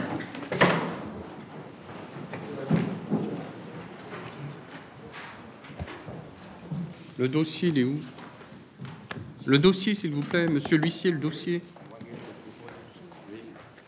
Monsieur Nimou. C'est vous, monsieur. Alors, on vous reproche d'avoir obtenu ou tenté d'obtenir par violence, menace ou contrainte la remise de fonds de la part de monsieur Tessou. Enfin, le 3e, c'est monsieur... Alors, c'est une récidive aussi, mais vous aussi en état de récidive légale pour des faits similaires. Est-ce que tous les 3, vous acceptez d'être jugés immédiatement? Oui. Oui. Est-ce que vous reconnaissez, donc, chacun avoir commis des violences sur ce monsieur? Monsieur Ouai. Oh, monsieur, c'est à vous de parler, là. Non, pas vraiment. Il a été examiné, il y a au moins un œdème à la pommette droite, hein. Donc il a bien reçu au moins un coup. Hein. Moi, je l'ai bousculé. Mais quand il était déjà hors de l'immeuble? Quand on était hors de l'immeuble, je l'ai bousculé parce qu'il ne voulait pas nous laisser partir. Voilà. À chaque fois qu'on prenait un tournant, il nous suivait. Le problème, c'est pas ça. Le problème, c'est que lui, il criait. De toute façon, vous n'aviez pas à lui demander de l'argent, ce monsieur. Oh, monsieur, c'était un vendredi soir, on avait déliré. Et alors? On ne savait pas trop qu'est-ce qu'on faisait. Surtout que vous avez l'air de dire que c'est pas la première fois que vous procédez ainsi avec des clients de prostituées. Des fois, les prostituées aussi, il y a des clients qui viennent, qui ne les payent pas. Et des fois, nous, on est là, comme on est posé sur la rue, on leur donne des petits coups de main quand les clients ne veulent pas payer. On leur dit aux clients... Bon... Vous savez ce que ça porte un nom, ça? Comment? C'est du proxénétisme. Hein. Non, c'est parce qu'on voit des fois des clients, ils nous demandent des... Attention, vous êtes en train de suivre un mauvais chemin. Hein. Excusez-moi. Bah oui, vaut mieux cesser de fréquenter ces lieux-là, en tout cas à cette heure-là. Hein. Pourquoi demander une taxe? Je vais demander une taxe. C'est parce que c'est un vendredi soir. La manière que je vais demander la taxe, c'est pas du menaçant. Mais je ne l'ai pas forcé à lui donner cette taxe. Cette personne, elle a créé comme ça. Mais il a été frappé quand même, monsieur. Il a été frappé, monsieur. On l'a poussé, on l'a écarté. Et lui, il ne voulait pas lâcher l'affaire. C'est comme s'il voulait se battre contre nous trois. Voilà. Mais il avait aussi des raisons, monsieur, d'appeler la police, ce monsieur-là. Vous l'avez frappé, monsieur? On l'a taxé, d'accord. Mais on l'a pas menacé. Donc à vous écouter, monsieur, vous taxez les gens et les gens n'ont droit de rien dire. C'est ça, monsieur? Si, ils ont le droit de parler. Mais on l'a pas menacé. C'est ce que je veux vous dire, monsieur. J'ai pas d'autres questions, monsieur le président. Alors, sur vos situations personnelles, monsieur Fabin, on a 5 condamnations. Ouais, vous avez bien été condamné à 15 jours d'emprisonnement avec sursis pour vol aggravé, en décembre 2004. Vous en souvenez? 2004, j'ai été jugé par qui, monsieur? Le tribunal pour enfants. Vous étiez encore mineur, vous aviez moins de 18 ans. Voilà. Vous avez déjà travaillé? Non, moi j'ai fait des formations. Vous avez fait une première année de CAP, c'est ça? Ouais, CAP en vente pièces de rechange automobile. Et pourquoi vous n'avez pas continué? J'ai pas continué parce que j'ai eu des petits problèmes personnels quand j'ai été en détention provisoire de 2 semaines. Et je voulais pas lui expliquer parce que déjà je venais souvent en retard parce que le bus il mettait en retard. Et puis après, bon, j'ai arrêté et je me suis dit que j'allais faire autre chose. Alors, vous vivez chez vos parents avec vos 5 frères, deuxième de la fratrie. Selon lui, pas de problème familial. Non. La défense des questions. Président. Voilà, asseyez-vous. Donc, puisque la victime ne se constitue pas, monsieur le procureur. Les faits, monsieur le président, mesdames du tribunal étant établis, je vous demanderai évidemment de déclarer tous les 3 coupables. On a l'impression, monsieur le président, mesdames du tribunal, que lorsque la victime va crier parce qu'elle est victime d'une agression gratuite, tout à fait injustifiée, les 3 mises en cause s'étonnent de ces cris. Est-ce qu'on doit accepter, pour autant, ces règles de vie tout à fait inadmissibles dans Paris? Je vous demanderai de déclarer monsieur Fabte à une peine de 8 mois d'emprisonnement, dont 4 assortis d'un sursis avec musée propre en une durée de 4 années, et je requiers contre l'intéressé mandat de dépôt, avec notamment pour l'intéressé obligation de domicile, de travail ou de formation. Merci, monsieur le procureur. La défense. Je pense que le tribunal me rejoindra quand je leur dirai qu'effectivement, aller demander de l'argent aux clients d'une prostituée au milieu de ce qu'on appelle une passe n'est évidemment pas une pratique honorable, bien évidemment. Exiger une somme d'argent ne suffit pas. Il faut l'exiger avec des violences, avec des menaces, avec une contrainte. Aucun de ces 3 éléments-là ne sont rapportés pour monsieur Minfabon, puisque la victime a bien reconnu qu'elle avait été frappée, victime de violence par les 2 autres personnes. Il est tout à fait contesté que monsieur soit rendu l'auteur de violence. Il n'y a pas eu de contrainte ou de menace, puisqu'effectivement, il y a eu cette phrase très désagréable, certes, mais cette phrase seule, vous avez terminé, il y a une taxe, voyez, et c'est terminé. C'est terminé pour le rôle de monsieur Minfabon. Donc je pense que la qualification d'extorsion de fonds serait hâtive par rapport à l'implication de monsieur Minfabon dans les faits qui lui sont reprochés. C'est la raison pour laquelle je vous demande de le relaxer aujourd'hui. Merci, maître. Levez-vous tous les 3. Est-ce que vous souhaitez ajouter quelque chose pour votre défense, monsieur Minfa? Monsieur, moi, je reconnais les faits et je m'excuse devant la cour d'avoir fait des choses comme ça. C'est vrai qu'on est dans le quartier. Ce jour-là, on avait déliré. On était vendredi soir, il était 2h du matin, on devait aller en soirée. Malgré que mes collègues, il leur manquait un peu de sous, on n'est pas parti en soirée et c'est pour ça qu'on a déliré. Jugement tout à l'heure après la suspension d'audience. Alors vous êtes monsieur Jean-Philippe. Après ces aveux inattendus, Sabrina sait que sa plaidoirie n'a servi à rien. Célibataire, père de 2 enfants. Grandeur et misère du métier d'avocat. On reproche des faits commis à Paris. On a, je pense, l'illustration qu'il faut effectivement, le client est parfois une surprise, puisqu'évidemment, c'est pas ce qu'il avait soutenu devant moi, et c'est la raison pour laquelle il avait tenu à ce que je plaide la relaxe, effectivement. Donc, quand il vient ajouter après la plaidoirie qu'il reconnaît les faits, bon, c'est un petit peu embêtant par rapport à la plaidoirie.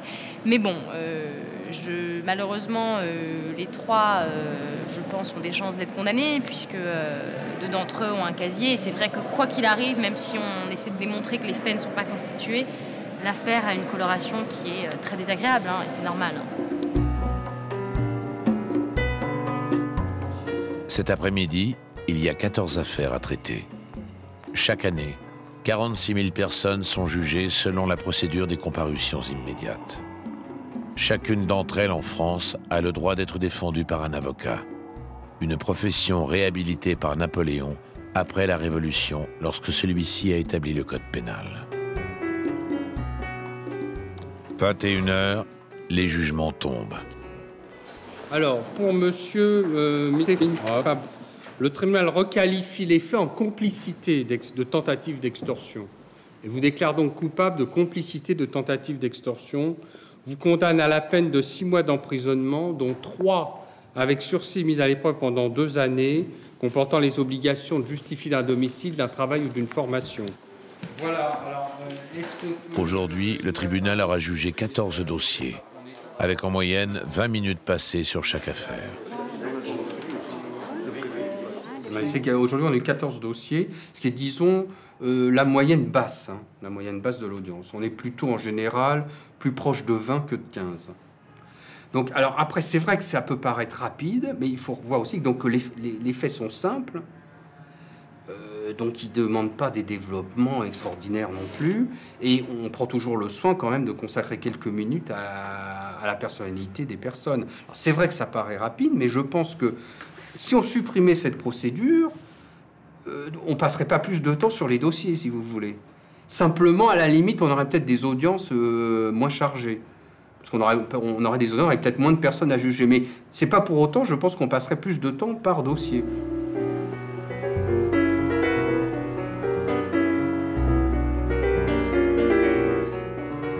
Nous sommes mardi soir, à la bibliothèque de l'Ordre des avocats.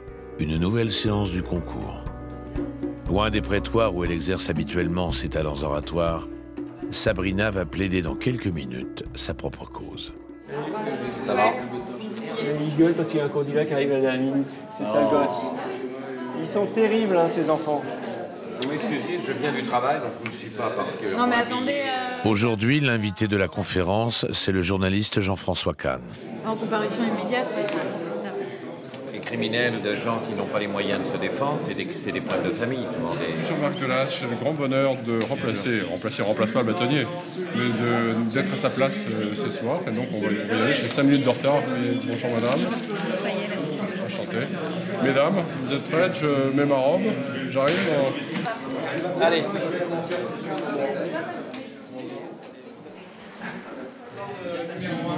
Frère éminent, on fait ça. C'est vrai? Ça veut dire que vous deux, il y a possible. Monsieur le représentant du bâtonnier. Nous avons la chance d'avoir comme invité monsieur Jean-François Kahn, qu'on ne présente plus, qui nous dira quelques mots après vous avoir entendu. Nous avons également 2 sujets. Un premier sur lequel aucun candidat ne s'est inscrit, qui est pourtant un très beau sujet. Les libertins ont-ils le droit de prier? Et le deuxième sujet est faut-il faire tomber le masque? Mademoiselle Sabrina Goldman. Bien sûr, je me suis préparée pour ce rendez-vous. Il a 53 ans et je relis encore une fois les quelques lignes qu'il m'a écrites. Je suis impatiente. Je suis toujours impatiente lorsque, à Fresnes, j'attends au parloir. Je sais qu'il y a une semaine, à Créteil, Pierrot a été condamné à 12 ans de réclusion criminelle pour le meurtre de celle qu'il aimait. L'autopsie et l'expertise du couteau le confondent dans son imposture. Elle démontre qu'il n'a pas pu simplement lancer le couteau. Il s'est forcément approché pour le planter dans le thorax de sa femme. Un geste volontaire, criminel. Mais Pierrot ne le reconnaît pas. Il ne l'admet pas. Il continue de se couvrir du voile du mensonge, de s'abriter derrière ce masque. Il est de ces personnes qui s'enferment dans le leur de manière telle qu'ils finissent par s'en convaincre. Y croire pour mieux en persuader les autres. Nous défendons souvent des menteurs, des affabulateurs, des mythomanes, des illusionnistes. N'avez-vous pas déjà eu envie de faire tomber leur masque? Dévoiler ce toxicomane au regard vitreux, à la poignée de main molle, qui vous répète avec la même inconséquence qu'il n'a pas rechuté, les 3 sachets d'héroïne retrouvés à ses pieds ne sont pas à lui. N'avez-vous pas déjà souhaité, au moins un jour, au moins une fois, les confondre avec la vérité, pour appréhender les reliefs de ce qu'ils dissimulent avec tant de soin, se faire l'intrus de leurs secrets et découvrir enfin leur vrai visage? Prenez garde, la curiosité est rarement innocente, et il est parfois risqué d'aller voir ce qui se cache dans le tréfonds d'un menteur.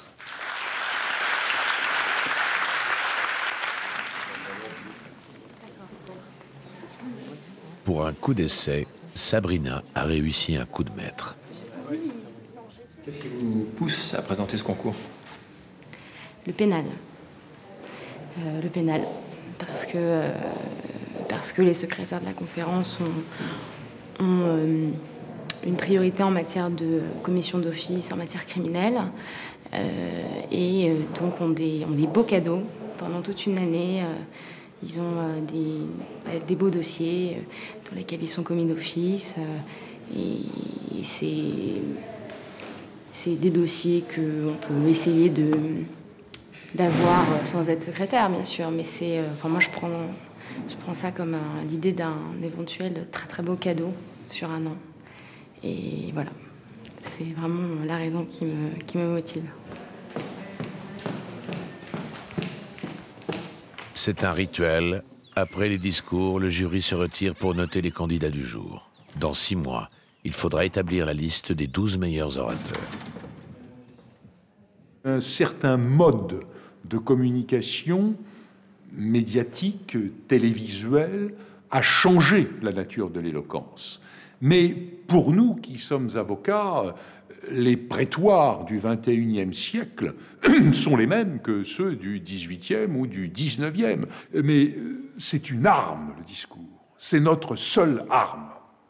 Comme d'autres n'ont qu'une arme qui est leur stylo. C'est la même chose. Alors, à partir du moment où la seule arme dont on dispose devient plus ou moins méprisée, c'est une manière de rendre les armes, une façon de trahir.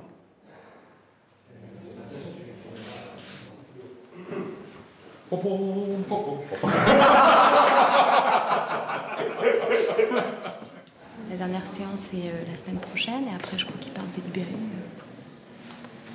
À bientôt. À bientôt. Je vous en prie. Allez-y. On rentre par la petite porte, mais... Par tradition, le bâtonnier ou l'un de ses représentants reçoit les candidats un par un avec l'invité du jour, sans que cela ait une incidence sur le résultat du concours. Alors, première fois que vous passez le concours. Tout à fait. Alors, vous êtes satisfaite?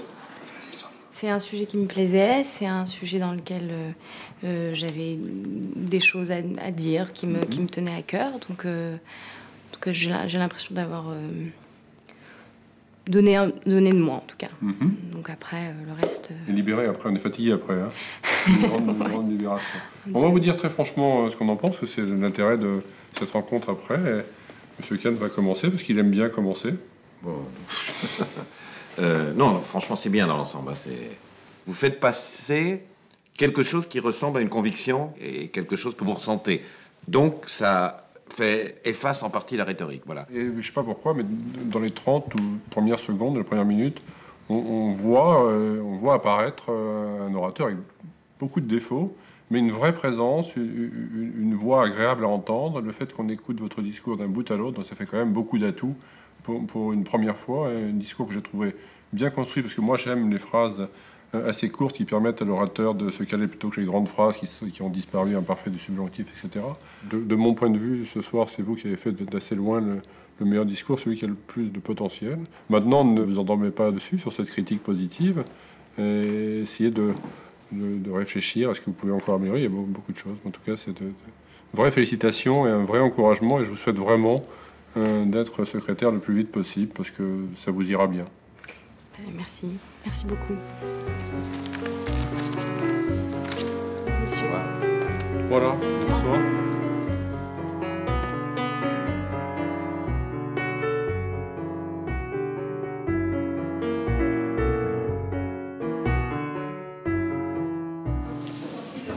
Laure, la première secrétaire de la conférence, assure aujourd'hui la permanence des commissions d'office.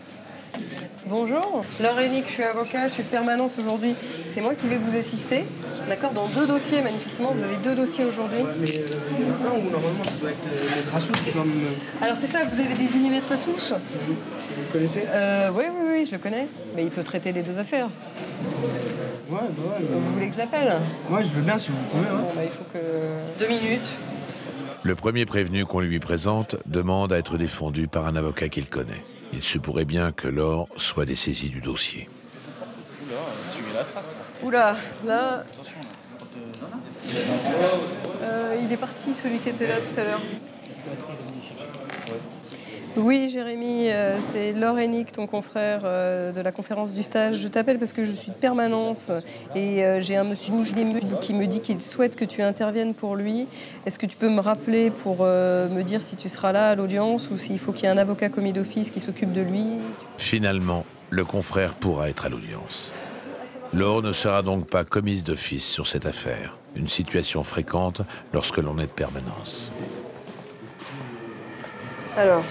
Dehors, c'est l'effervescence. Youssouf Fofana vient d'être arrêté en Côte d'Ivoire. Il va être rapatrié en France. Youssouf Fofana, le chef du gang des barbares, accusé d'avoir enlevé, torturé et assassiné le jeune Ilan Halimi quelques mois plus tôt. Youssouf Fofana est attendu ici par Corinne Gutzmann. Il va être présenté au juge d'instruction. S'il n'a pas d'avocat, c'est Laure qui assurera sa défense. La juge d'instruction prévoit de recevoir M. Fofana dans son bureau, de lui demander s'il a un avocat qu'il veut choisir, donc désigner un avocat personnel, ou alors s'il veut un avocat de la permanence criminelle. Et on saura, je pense, dans plus très longtemps, si cette instruction nous revient ou si un avocat désigné va venir. Si je devais l'assister aujourd'hui et s'il devait me désigner, je suis sûre d'une chose, c'est que je ne le défendrai pas seule, parce qu'aujourd'hui, je ne me sens pas les épaules pour assurer seule sa défense. J'ai l'impression que c'est tout à fait récupéré politiquement et que c'est pour ça que ça prend médiatiquement cette ampleur-là. Je ne pense pas que ce soit aider les choses à les régler, que cette affaire prenne un quart d'heure au journal de 20 h.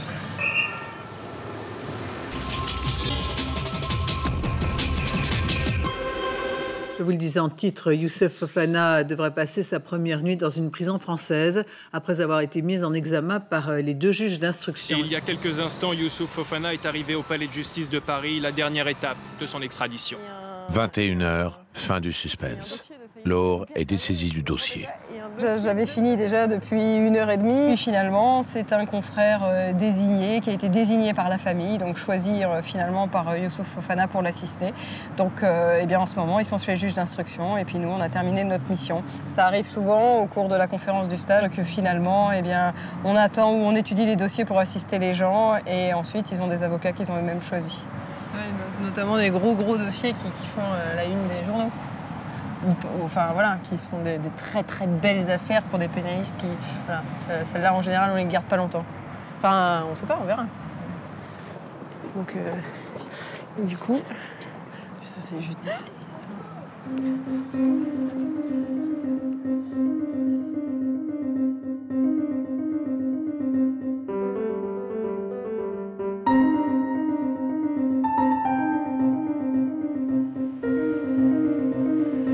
Aujourd'hui, Ambroise revient pour une affaire de vol par escalade. Il y a 3 mois, il avait demandé un renvoi et de nouvelles analyses digitales. Les empreintes du jeune homme qu'il défend avaient été retrouvées sur une bouteille. Mais celui-ci niait alors avoir commis les faits. Pourtant, les résultats de l'analyse demandée par Ambroise sont formels. Ce sont bien ses empreintes. Vous avez des nouvelles de l'accusé? Prévenu. Oui, je l'ai eu 2 fois au téléphone. Il doit être là. Normalement. En revanche, l'expertise graphologique n'est pas bonne. L'audience s'annonce délicate.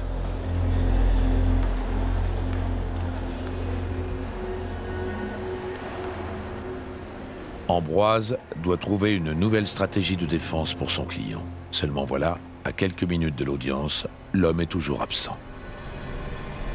L'axe de défense maintenant, c'est de faire comprendre, essayer de faire comprendre au tribunal qui, à mon avis, doit être un peu agacé, voire même choqué par les dénégations. En revanche, je ne sais pas non plus quelle va être l'attitude de M. Leïdov là, puisque il est 25, l'audience commence à la demi et je ne l'ai toujours pas revu. Et l'expertise, elle est tombée hier, et j'ai pas pu le joindre entre-temps. Donc je ne sais pas quelle va être son attitude. Est-ce qu'il va persister dans ses dénégations? Ou est-ce qu'il va, d'une manière ou d'une autre, reconnaître les faits? En tout cas, moi, l'angle va être de dire qu'il est presque pathologique d'aller dans une telle dénégation et que cette dénégation absolue peut peut-être s'expliquer par le séjour en prison qu'il a fait juste après, c'est-à-dire entre mai et septembre 2005, et qui visiblement l'a métamorphosé.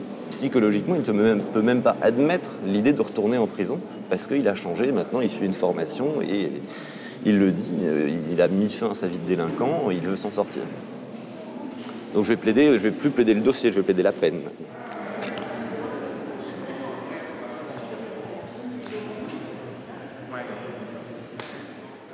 L'audience est ouverte.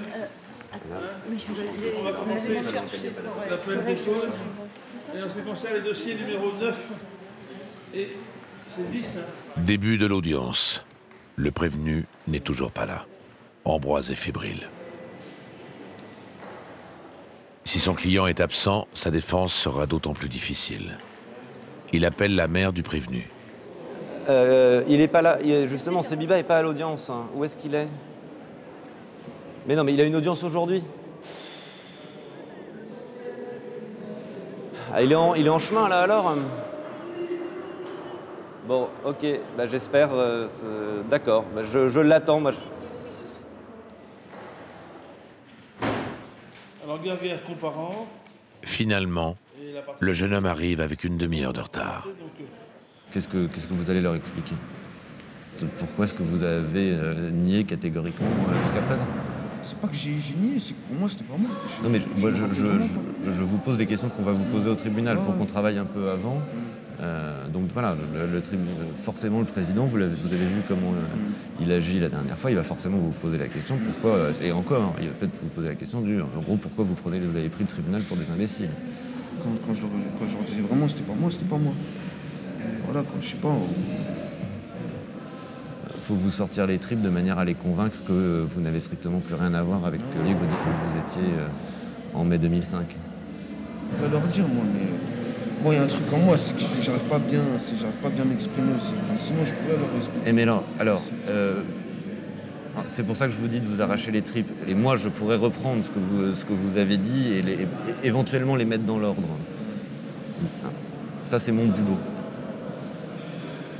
C'est pour ça que je suis là pour vous défendre. Mais il y a vraiment... voilà, dites-vous qu'il y a un vrai risque de tôle. De toute façon, je suis juste là, je bouge pas. Donc, si vous avez des questions à me poser, quoi que ce soit, il n'y a pas de... OK? Bien. Donc, une décision pour de bon, cette fois-ci, mise en délibéré. Bien, on a une autre affaire qui est prête, c'est le dossier. Il faut s'appuyer, ça. Peut-être plus lucide aujourd'hui que les autres fois. Vous avez un métier maintenant? Non, je suis une formation, justement. Je suis une formation, justement. De quoi? De magazine cariste. Pour l'instant, vous ne travaillez pas? Non. Lorsque l'identité judiciaire est passée, elle a cherché des empreintes. Donc l'empreinte de la bouteille, c'est la vôtre. Donc si c'est votre empreinte, c'est vous qui l'avez posée. Si vous l'avez posée, expliquez-moi comment c'est possible. Parlez fort, hein? Je reconnais tout à fait les faits, mais... Ah, vous la connaissez tout à fait? Oui, donc ça a été long, hein? Oui, mais à l'époque, je buvais beaucoup, je fumais beaucoup, j'étais en... C'est pas la question. Pourquoi vous avez mis autant de temps à y venir et à expliquer les faits? Parce que j'avais pas de souvenirs. On vous dit qu'il y a les empreintes. Oui, mais... Vous n'avez pas de souvenirs? Non, c'était sérieux, j'avais pas de souvenirs. Sérieux? Et le tribunal ne l'est pas sérieux, peut-être? Si, mais c'est pas ce que je voulais dire, c'est que... Alors ne le dites pas, si vous ne le pensez pas. C'est qu'à l'époque, vu que j'étais pas dans une bonne situation, c'est que... Monsieur, j'ai beaucoup de mal à croire, et je ne dois pas être le seul ici, qu'on puisse rentrer dans un appartement par escalade, voler ce qu'on a à y voler ou ce qu'on y trouve, boire une bouteille, laisser une empreinte, pour avoir ne serait-ce qu'un minimum de souvenirs. Je peux m'en rappeler, il n'y a pas longtemps, j'ai eu des petites flashs, des visions. Comme quoi... Vous avez eu des visions. Alors racontez-moi vos visions. Ce que je vous dis sur les faits, c'était pas prémédité. J'ai dû passer par là-bas, forcément, oui. Et j'ai dû voir une fenêtre ouverte, ok, je l'ai escaladé. Mais en même temps, j'avais beaucoup bu et... Ça vous est déjà arrivé, ce genre de choses? Vous avez déjà été condamné pour ça? Vol effraction, port d'armes prohibées, violence, vol en réunion, usage de stupéfiants. Et le vol avec effraction en 2004, c'était déjà un vol par escalade? Je crois. Eh oui. Alors, on a un rapport sur votre parcours professionnel et votre formation qui atteste du sérieux de ce que vous faites. C'est bien. Mais on n'a pas dit que vous n'étiez pas un garçon sérieux, quoi que vous fassiez. Vous vous asseyez, monsieur, devant votre avocat, sur le banc.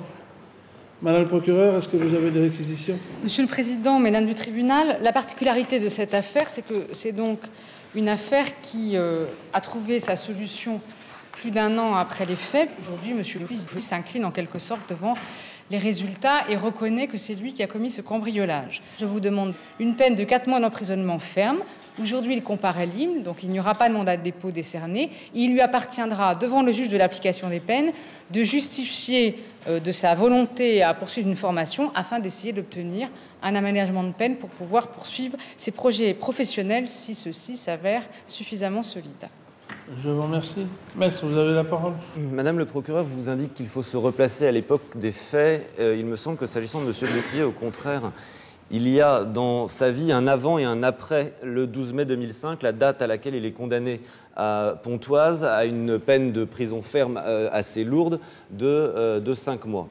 Il prend parfaitement conscience dans sa garde à vue en avril 2006 que cette vie n'était pas possible. Il le répète. Je veux m'en sortir, j'ai décidé de mettre un terme à ma vie de délinquant. On a donc dans cette peine de prison qui est exécutée de mai 2005 à septembre 2005 une véritable prise de conscience. Et cette transformation, on la voit dans l'attestation du 31 mai 2006, ce n'est pas une transformation vaine, ce ne sont pas des mots. L'éducateur qui le suit l'écrit, l'échec au test d'entrée n'a pas remis en cause le projet professionnel de Sébiba, mais lui a fait prendre conscience du travail à fournir. En définitive, j'avais envie de vous dire, vous connaissez cette phrase « ouvrez une école, vous fermerez une prison ». Là, d'une certaine manière, la prison a ouvert les portes de l'école. Donc, permettez à monsieur Villiers qu'il faut que les portes de l'école restent ouvertes. Je vous remercie. Monsieur Villiers, levez-vous, s'il vous plaît. Alors, décision après la suspension.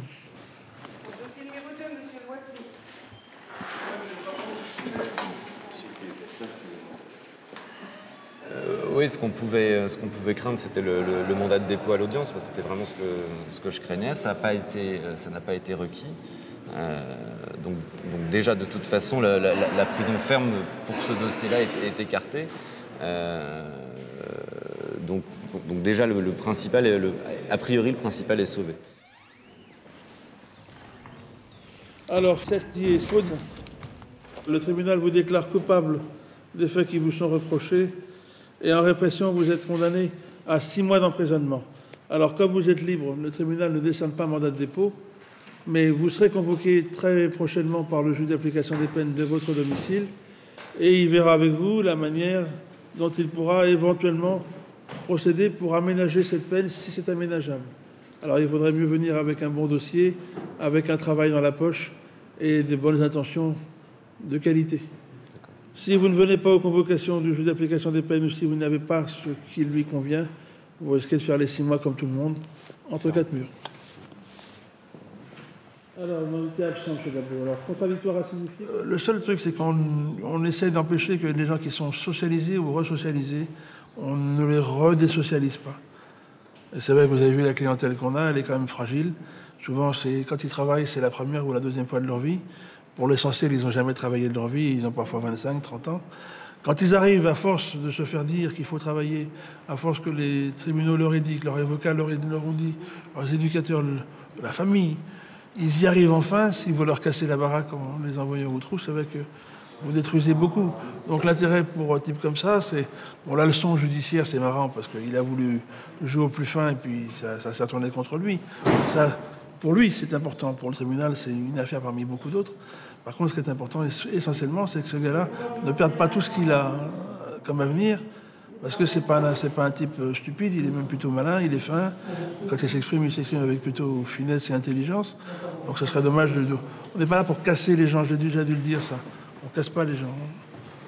Notre travail, c'est d'essayer de construire quelque chose d'utile.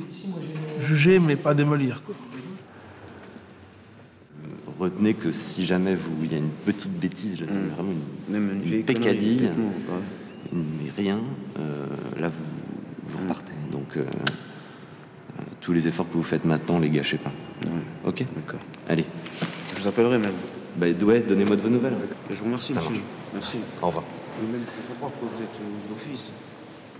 Non, c'est vrai, je sais pas. Mais c'est voilà, c'est mon boulot et je le fais d'office. Vous avez juste d'expérience, même ceux qui ne sont pas d'office. Bah, écoutez, si ça peut vous être... Je comprends pas aussi, tu vois. Bah, si ça peut vous être profitable, c'est pour vous. Hein. Ouais, pas de problème, merci. Ok.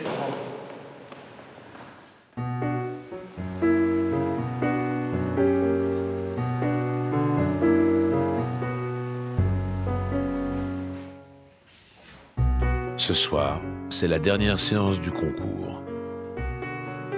Depuis 15 jours, Aurélie prépare un discours sur un sujet de circonstance. Faut-il supprimer la dernière séance?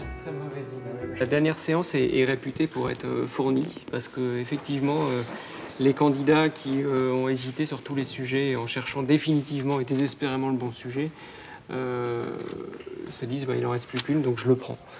Et ce soir, ce qu'on constate, c'est qu'il y a plusieurs candidats qui étaient là l'année dernière. Donc on est curieux de les voir parce qu'on les a, en fait, on était avec eux l'année dernière. Ça ne changera pas notre appréciation, mais on les a déjà entendus, effectivement. Bien. 1, 2, 3. Vous voulez que je mette un peu la pression, là? Je sens que vous êtes tous ultra détendus. Ça me fait plaisir de vous voir. J'ai torturé le sujet. J'ai essayé de voir tout ce que je pouvais dire. J'ai rien trouvé très longtemps. Jusqu'à il y a quelques jours où tout d'un coup, bing, j'ai eu une espèce d'idée. Et voilà, une révélation. Et voilà, j'ai fini mon discours il y a quelques heures. J'espère que ça s'en entendra pas.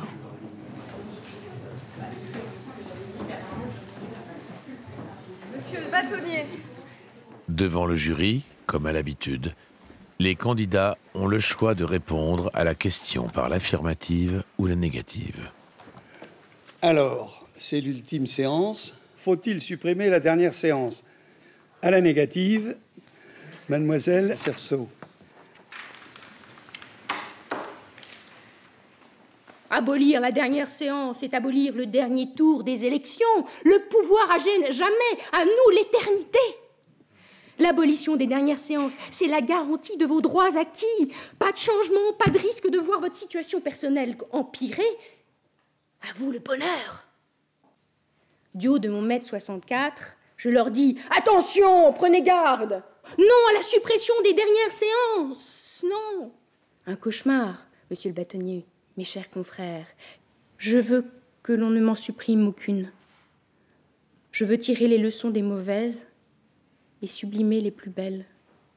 Je veux toutes les goûter pour que, lorsque mes paupières se fermeront sur ma toute dernière séance, l'ultime séance, je fasse un joli rêve.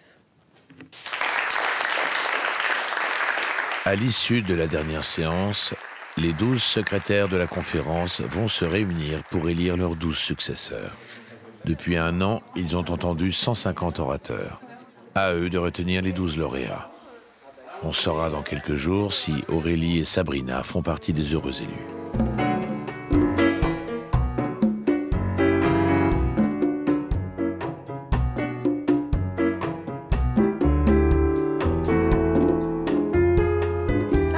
Attendez. Oui, je crois qu'il est... Mais oui, il est le dossier. Ah, il est chez Chantal maintenant. Pour Clotilde, la conférence du stage se termine. Elle assure une de ses dernières permanences comme secrétaire. En un an d'exercice aux urgences pénales, Clotilde a beaucoup appris. Désormais, elle sait repérer rapidement les failles d'un dossier, les pièces manquantes. Mais avant de plaider, le doute ne l'abandonne jamais complètement. Pour les 23-2, j'ai toujours peur. Parce que J'ai encore pas cette habitude de répondre comme ça au tac au tac et de plaider. J'ai pas 8 ans de métier. Non, mais c'est vrai. J'ai tout à apprendre encore, voilà. Donc je suis pas encore très très à l'aise. Je suis toujours un peu figée, tout ça. Mais bon, je dis pas trop de conneries quand même. Le prévenu a volé une sacoche contenant une montre de valeur. Son casier judiciaire compte 21 mentions pour des faits similaires. Il est SDF, domicilié par une association d'aide aux sans-logis et il souffre de graves troubles mentaux. C'est Elisabeth Bocara qui présidera les débats. L'affaire a été renvoyée une première fois pour réaliser une expertise psychiatrique qui reste aujourd'hui introuvable. L'avocate, j'ai déposé un dossier chez Chantal, où est-il? Je sais pas, je sais pas où il est. Il me manque, enfin il manque, ou il manque pas, mais une expertise psychiatrique pour pouvoir le juger correctement aujourd'hui. Et du coup, je voulais voir si l'expertise était bien arrivée, parce qu'elle n'y était pas il y a quelques jours. Et je n'en sais toujours rien. C'est bien ça. Parce que s'il n'y a pas d'expertise, je vais demander le renvoi pour qu'il soit jugé convenablement. S'il y a une expertise, je sais quoi dire, mais voilà. Madame Meyer-Buzan? Bonjour docteur, Elisabeth Bocara, vice-présidente de la 23e. Je suis un petit peu ennuyée parce que j'ai 2 expertises à vous aujourd'hui. Une est rentrée, l'autre n'est pas rentrée, alors expliquez-moi. Il y a quelques mois encore, l'absence d'une pièce essentielle pour la défense aurait pu déstabiliser Clotilde. Désormais, il n'en est rien. Elle a su trouver dans le dossier des éléments favorables à son client.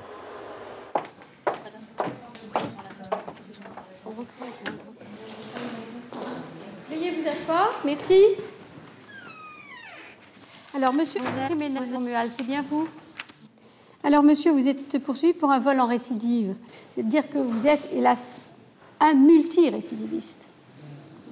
Et puis, multirécidiviste dans une très très courte période. Hein. Bien, alors que ce dossier, effectivement, pose un petit problème, à savoir que l'expertise psychiatrique ne nous a pas rejoints, si je puis dire, en tout cas, parce que si on a ordonné une expertise, c'est qu'elle est nécessaire, ou bien si on procède à un renvoi de cette affaire. Qu'en pensez-vous? J'ai sur moi des documents qui attestent de ce que monsieur Nemitz est placé sous tutelle. Et, on n'a pas le dossier de tutelle, malheureusement. Non, mais parce que si on avait le dossier de tutelle, on aurait l'expertise psychiatrique du juge des tutelles. Monsieur Nemitz présente une affectation qui altère très profondément ses facultés mentales. Voilà. Ben, écoutez, maître, le tribunal vous remercie grandement, je dirais, car tous ces éléments, nous ne les avions pas au dossier. Voilà. Je pense, madame le greffier, le mieux c'est que nous renvoyions cette affaire. Et donc, madame le procureur, peut-être n'aviez-vous pas tous les éléments? Alors, pour ma part, mon souhait, c'est effectivement un court renvoi à vendredi pour effectivement juger monsieur, celui-ci étant placé toujours sous mandat de dépôt, avec tous les éléments, effectivement, qu'il n'ait pas une détention qui dépasse le délai auquel nous sommes astreints. Bien, donc vous souhaitez un court renvoi détenu, si j'ai bien compris. Voilà. Madame, en défense, maître. Oui, je vous remercie, madame le président, madame du tribunal. Je souhaite un court renvoi, moi aussi. Néanmoins, je ne le souhaite pas détenu. Je sollicite la mise en liberté de monsieur qui a déjà passé un certain temps en détention provisoire. Je pense que ça suffit. C'est quelqu'un de très fragile et c'est tout à fait le profil de personne qui subit de mauvais traitements en prison en plus. Bon, il est quand même dans une petite démarche de réinsertion dont m'a fait part le représentant à l'association. Donc, je souhaiterais qu'il soit mis en liberté pour être jugé convenablement ensuite. Merci, maître. Vous voulez ajouter quelque chose, monsieur Ménez? Vous savez, je n'ai pas lu votre casier judiciaire tout à l'heure, mais enfin, vous avez 21 condamnations. Donc, malheureusement, la prison, vous connaissiez, et vous connaissez. Ce qui prouve que ça ne sert à rien, d'ailleurs. Oui. Donc, le tribunal va se retirer pour délibérer. Merci. Alors, le tribunal va rendre ses jugements dans l'affaire numéro 1. Monsieur Jim Romuald, le tribunal ordonne votre mise en liberté, monsieur. Donc, vous revenez le 3 avril, nous aurons l'expertise psychiatrique du médecin qui vous a vu.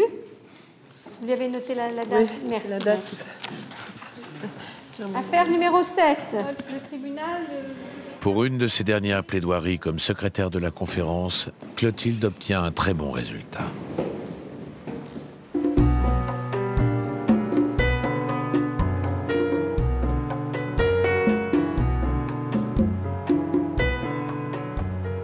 Pendant leur année de conférence, les secrétaires se font aussi plaisir. Ce soir, ils ont convié à dîner un invité de prestige.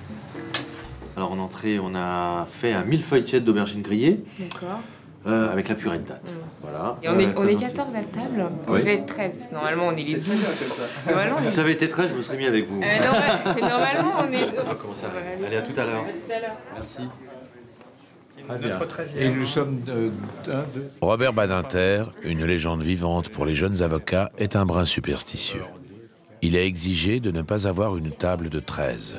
Les 12 secrétaires ont donc convié Aurélie à les rejoindre. Aurélie, la 13e du concours l'année dernière. Bonsoir, Bonsoir, Aurélie Cerceau. En fait, ce matin, l'un des secrétaires, la 9e secrétaire, m'a téléphoné et m'a dit qu'un dîner était organisé entre les 12. Et comme je suis 13e, je ne m'attendais pas du tout à ce qu'aujourd'hui on me propose de venir. Et elle m'a dit que c'était avec Robert Badinter. Et d'une manière très cocasse, il voulait que le 13e devienne le 14e de ce dîner. Donc, et comme Robert Badinter, c'était celui qui m'a peut-être donné envie d'être avocat, j'ai accepté parce que c'est un espèce de rêve d'enfant que de pouvoir être à table avec lui. Allez, à vous. Merci pour le bonheur de ce soir en tout cas. J'essaye tous les ans, comme ça, de rencontrer de jeunes avocats, pas nécessairement les secrétaires de la conférence, qui, vous le savez, sont recrutés par un concours très difficile, mais des jeunes avocats. Il faut savoir ce que les jeunes pensent.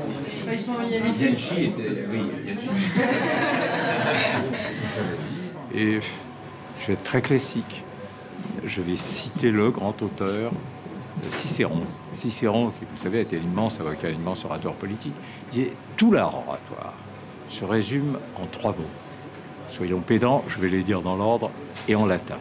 Placere, plaire. Emovere, émouvoir. Convincere, convaincre. » Vous noterez l'ordre? D'abord plaire, ensuite émouvoir, enfin convaincre. Si vous n'avez pas réuni les 2 premières qualités, vous ne convaincrez pas.